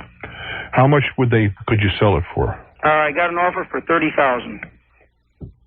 Boy, that's pretty close, isn't it? What would you own it free and clear, do you not? On the mortgage I have on the 2 properties combined, I owe $19,000. Could you get a mortgage for $19,000 on the one house? Would the lender let you do that? Yeah, I believe I could. Okay, so you could. So let's assume that was the case. What would you do with the $30,000 less? You paid how much? I paid $40,000 for the 2 of them. And you put sweat. So where's if you paid $40,000, you paid $20,000 for this thing, and you put some work into it, right? That's correct. And probably some materials as well. Mm-hmm. So where's the profit in this? Well, the house that I live in was appraised at $25,000, and the rental property was appraised at $15,000 at the time of purchase. Mm-hmm. What's your house worth now? Mine's worth $55,000 now. Mm-hmm. Well, suppose you did all this, right? Okay. What would you do with the $30,000? You wouldn't get $30,000 because you had to pay some taxes on the profit. Not a whole lot, but some. So let's say you walk out with $25 in cash. Okay, well, there's another given, too, is I believe I'd have to pay the $19,000 mortgage off. Well, no, that was the question I asked you a moment ago. Would the bank allow you to move the mortgage over to the one house? Oh, no, they wouldn't. Why? I have a mortgage with a private individual, and we already discussed that. Oh, I see. All right, so you pay it off. Then you go to another bank, get a mortgage. Okay. No problem there. But then what would you do with the cash? Well, I have no use for the cash. It'd be nice to have, but I wouldn't be spending it. Is the property going up in value as you're able to figure? Yes, being waterfront property, it is increasing. Waterfront property, generally speaking, is a pretty solid investment, generally speaking. Mm-hmm. So it is going up in value, or at least holding its own. That's correct. You have no use for the money. It's easy to rent? Yes. How are the taxes? The taxes are $650 a year. That's on the whole parcel, though. No, that's on that one particular part. Taxes on the whole parcel runs me $1,800. How can if it's not subdivided, how can you get two tax bills? Well, the properties are subdivided, but I bought the properties on one deed. That's interesting. Well, I think it's a pretty close call. You're not getting spectacular rent, but it's acceptable. Mm-hmm. It's just barely acceptable. But if you have no plans for the money, what's the purpose? Why sell? Well, the only thing that rang across my mind is that I would be debt-free as far as housing. Well, you're debt-free now. You have more equity than you do debt.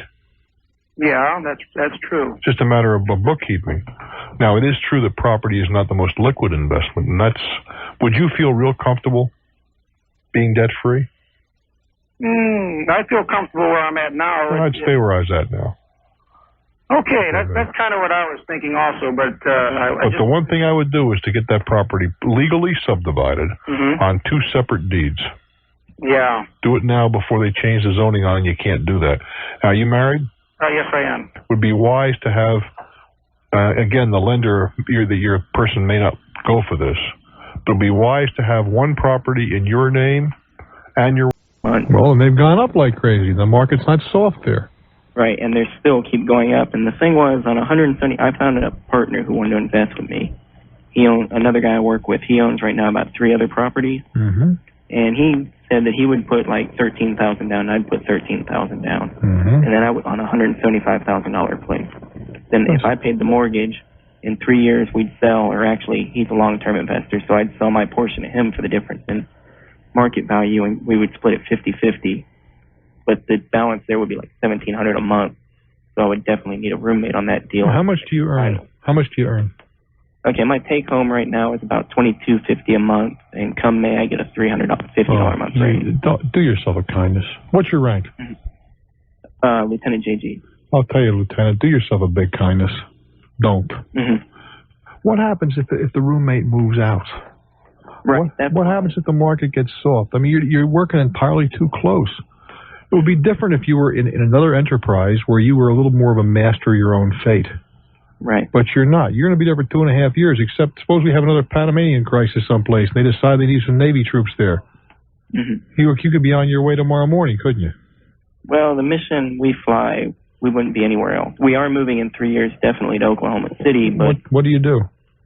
We're TACMO. We're the communications link submarine. Well... 707.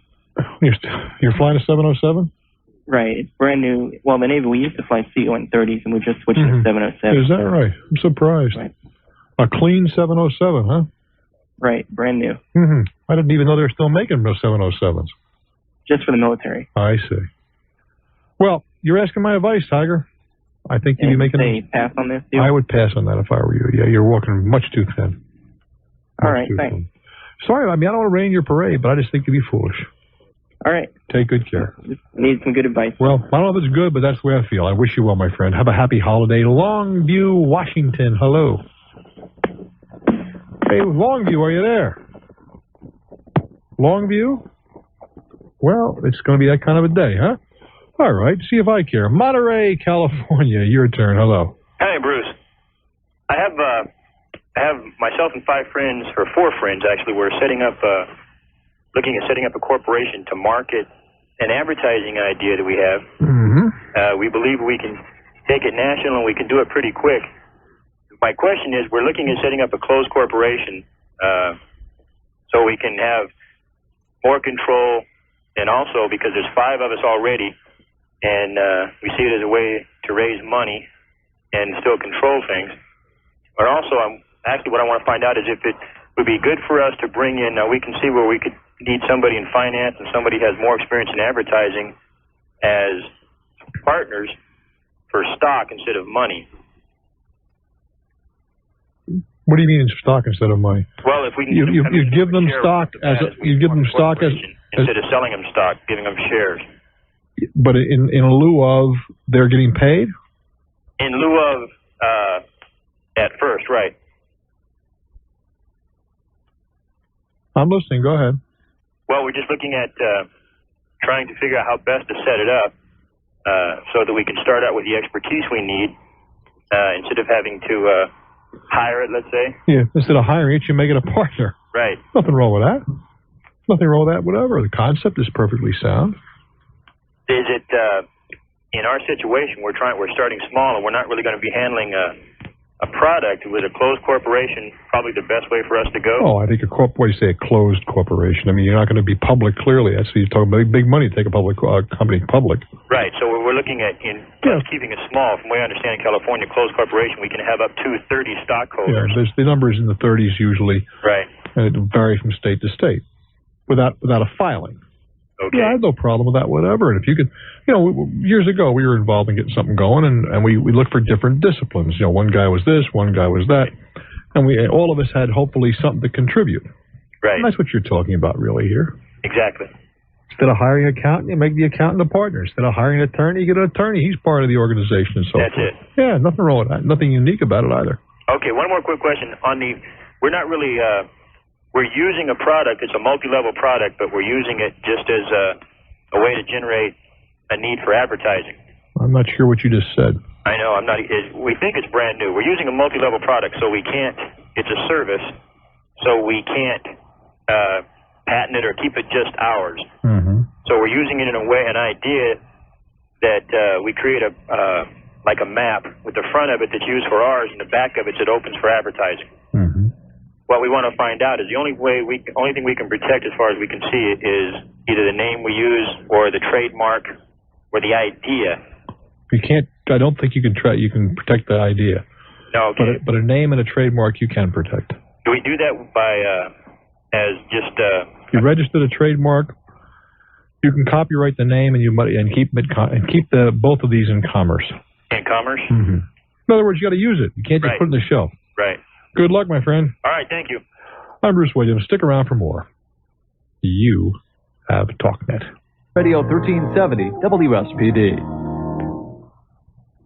Hey, we go to Motown, USA, Detroit, Michigan. Hello there. Hi. Hi, baby. God, am I excited to be talking to you. Well, I'm so glad you called. What can we do for you? Well, I'm driving home from work. I'm about to pull over and talk to you. What happened is this. I have a very practical question about getting kids through college. Okay. Let me give you a 2-second background. I'm widowed 3 years ago. Mm-hmm. And 2 years ago, I met and I re-met and married my childhood sweetheart. Uh-huh. And so it's just a great story with a happy ending. Mm-hmm. Now we have 2 kids who are freshmen in college. Mm-hmm. And we had enough money to pay for the first year cash. And I sell computer software, and he's into computers, and we both make good income, and so, we can't qualify for loans. Well, you can qualify for a plus loan. We can? I don't think there's any income provision on a plus loan. Okay. A parent's loan for undergraduate students, I think it's still around, but you got to start paying it back within 60 days. Okay, fine. I'll write that down. Next year, the third one starts college. Huh. Then we have 3 in college for 3 years, and then the fourth one goes. I had 3 in college for 7 years. How did you do it? With some great difficulty, I will tell you. We think life's too short for us to totally be indebted forever for our kids to go to school, but our kids can't seem to get loans in their own name. How much do you earn collectively, the 2 of you? Around $140. Yeah, well, you're not going to see any loans or any student loans. Last year we did $140. This year I haven't had such a super year because I was part of an acquisition. So it's more like 110, 120 this year. But still, I know, I mean, I shouldn't be complaining. I know people have it a lot worse than us, but we live in this suburb, and here we are, kind of stuck. Is there any way the kids can participate in this? Can they get loans for college for part of it? Not that I know of, not in your situation. Wow. Okay. Are they going to private school, public school, or what? One's going to private, and the others are going to public. And the private school is probably going to get a little bit next year from the private school. How much are these kids contributing to this? Well, we asked them to earn $700 last summer. That's it? How about in the fall? Well, we tried to have them start school and not have to work the first year. But they've decided, and, you know, we're supporting that they're going to start next semester. But it's hard to know how much to ask them to contribute and still do grades and everything else. I know, I mean, I don't know what's fair to ask them to contribute. I don't know I don't know if there's an absolute there. It depends upon what kind of work they can do and find. And, you know, some kids could get along with less study time than others. Yeah, I'm not sure I don't think there's an absolute there. Well, they both have good jobs when they're not in school. They both do retail, and they do real well in it. But it's hard to know, you know, I want them to do well in school. Sure. That's what their primary mission is. I understand that. Exactly. Said this so many times. We have a great system in this country. Reward people who don't succeed and penalize those who do. Yeah, yeah. We got a great scholarship. We got a great one of those MET programs for the little one, you know, where you pay it all up front, and we did that last year. So that's, when we get to that point, we're handled. We're just really crunched for the next 5 years. How little is the little one? She's 13. So she's handled, as long as she goes to a state school in Michigan. I understand. What did it cost?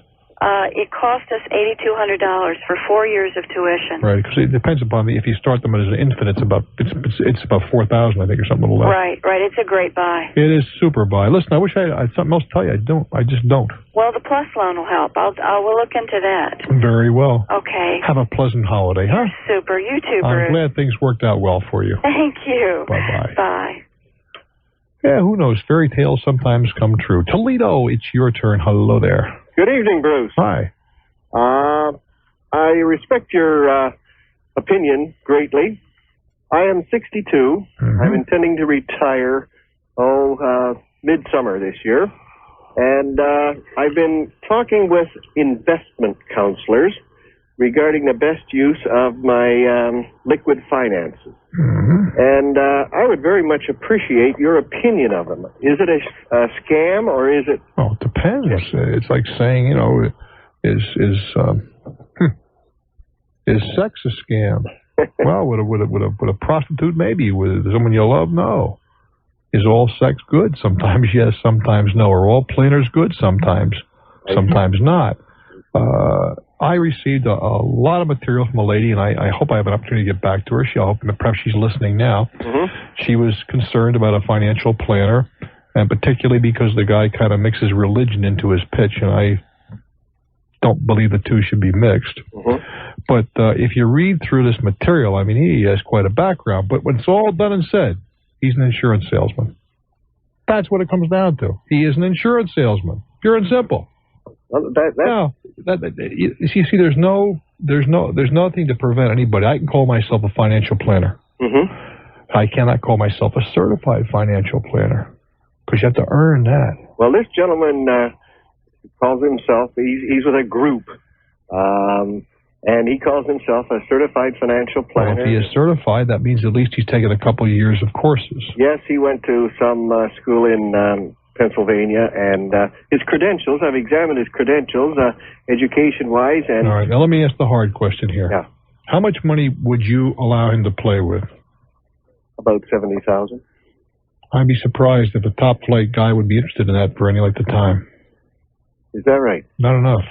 I see. Well, that's... I mean, the reason for that is simple.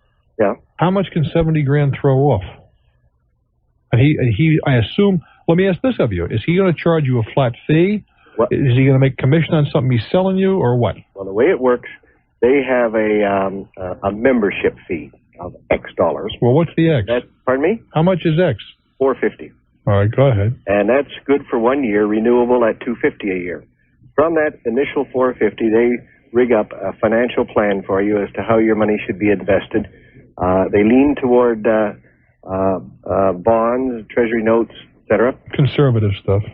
Yes, I am a conservative investor, Mm-hmm. and their boast is that they can get you at least CD return on it before taxes. Of course, this is tax sheltered. Yeah. You only pay taxes when you withdraw, and they can cover you for inflation.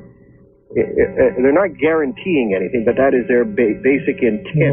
Well, everything you've discussed just now doesn't seem like it requires a whole lot of skill to do what you just described to me. I see. I'm an engineer by profession, and when it comes to finances, all right, let me. I only got a couple of seconds. Let me throw this at you. All right. You said you're retiring in whatever it was, May or June. Why don't you take the next 6 months after that and spend it in libraries and seminars? Never thought of it. Get yourself an education. I think that would be the most productive and kind of a fun way to spend it. I'm Bruce Williams. This is Talknet.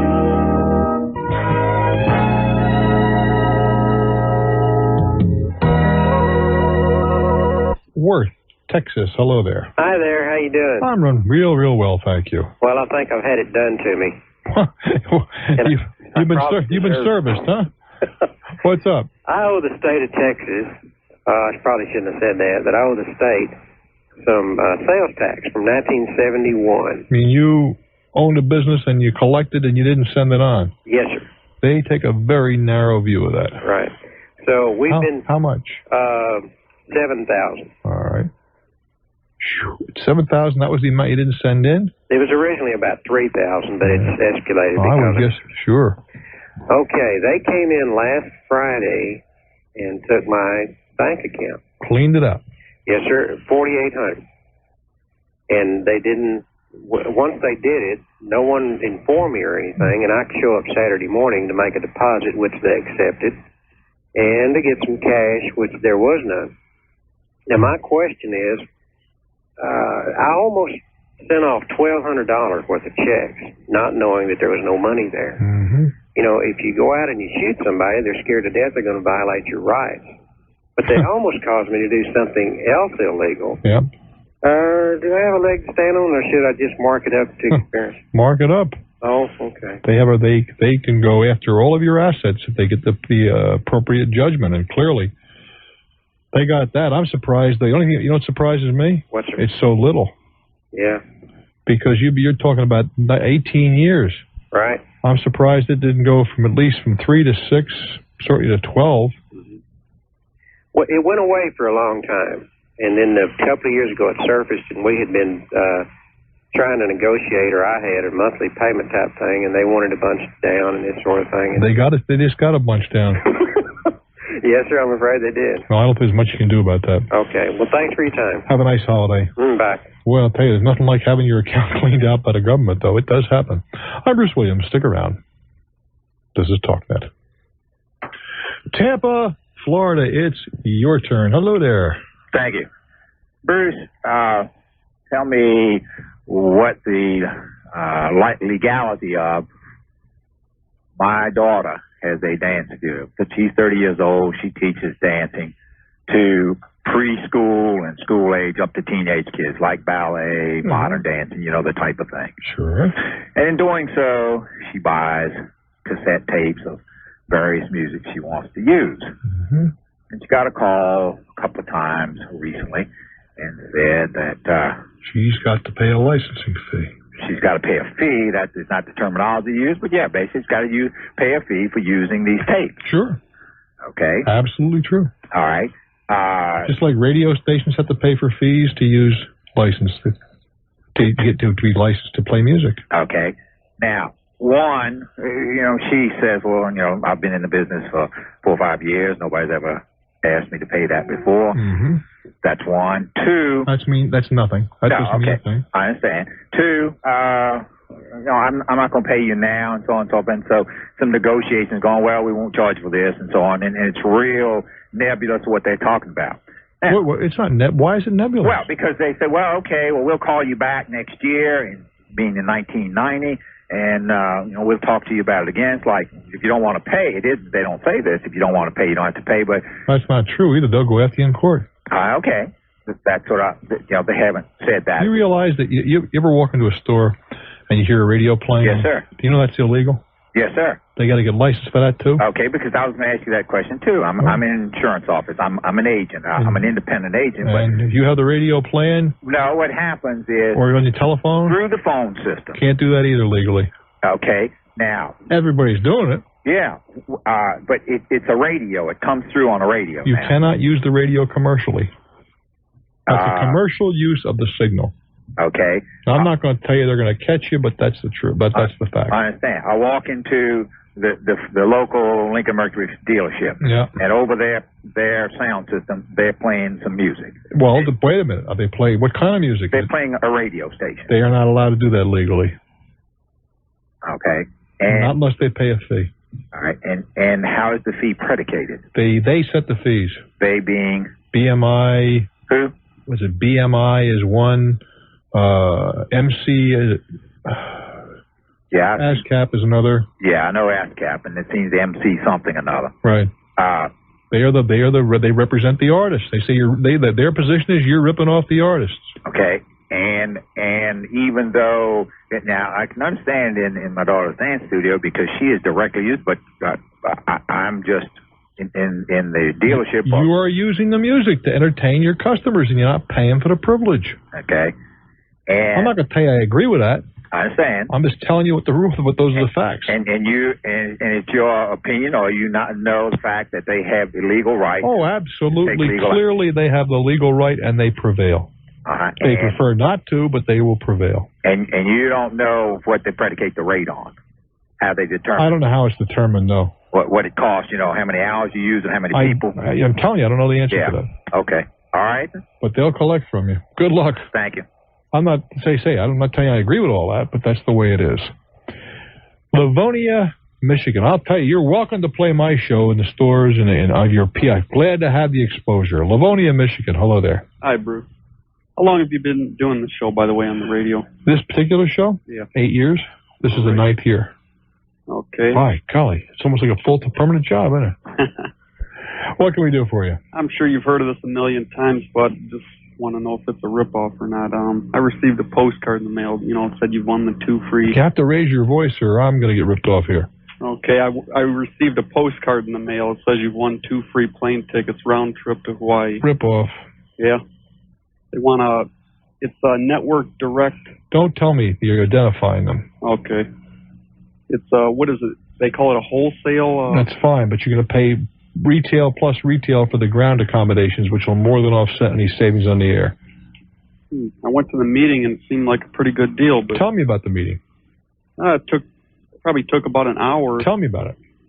And the way this man set up the meeting, you can buy pretty much anything: dining room, a living room, all kinds of stereo equipment, basically for wholesale. Well, let me ask you a serious question. You're living, I don't know where Livonia is. Right outside Detroit. All right, fine. You're in a major metropolitan area, right? Yep.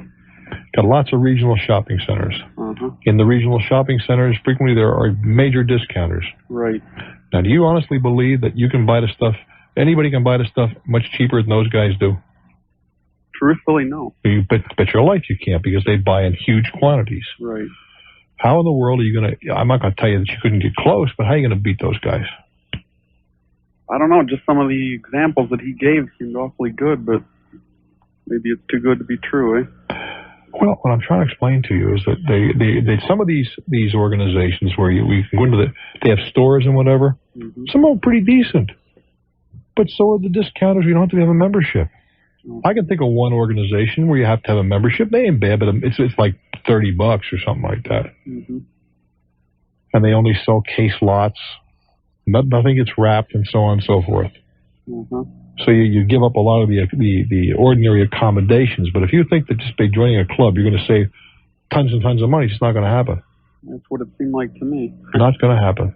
I'm glad I checked with you first, but I think the tickets seem like they're legitimate. I mean, I've got the round trip entry form here and everything. For how much? Well, you got to use their hotel, obviously. The cheapest one is $75 a night for a double occupancy. Forgive me names, aren't you? No more, or I'm going to have to pull a string. Okay, I'm sorry. It's all right. But you've heard of these companies. Yes, I have. Yeah. think it's like $900 for a lifetime membership. Not my 900. Pretty outrageous, Not my 900. The only refreshing thing I found in the interview, or the whatever you want to call it, there wasn't much pressure to, like you would think, to buy this package. They just presented it and let you leave, and there wasn't a whole lot of pressure. How many people bought? I didn't stick around. It was hard to say. How many were there? Oh, there was about 30 in the meeting. Interesting. Wouldn't be for me, my friend. I appreciate your advice. Have a nice holiday. Thanks. Roswell, New Mexico. Hello. Hi, Bruce. We said yes to a magazine telephone solicitor. You didn't. Can we be held responsible on a verbal commitment? Yeah, I think you probably can. Did you do anything about it yet? Not yet. How long ago did this happen? Couple days. Well, I would write them very quickly and date the thing and saying, yesterday you called and I have changed my mind, and so on and so forth. Is it a 72-hour thing? I'm not sure if that 72 hours applies on a telephone solicitation. I don't know the answer to that. Do they record those conversations so they... Suppose they do, so what? Yeah, well, I wouldn't worry about that. I would just write them and say, I've changed my mind.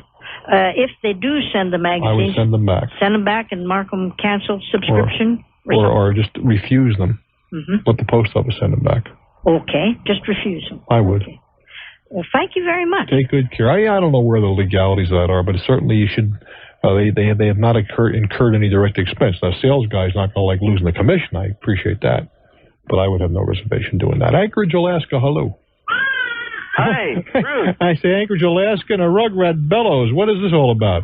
Well, maybe she wants to talk to you after me. No, hey, I got a question for you. Yes, sir. I owned a house in Texas, and You must be in the oil. You must be in the oil business. Well, no, I'm in a major aerial security firm. An aerial? Air Force. Oh, okay. I was wondering you were doing in Texas and then Alaska. That figures. Go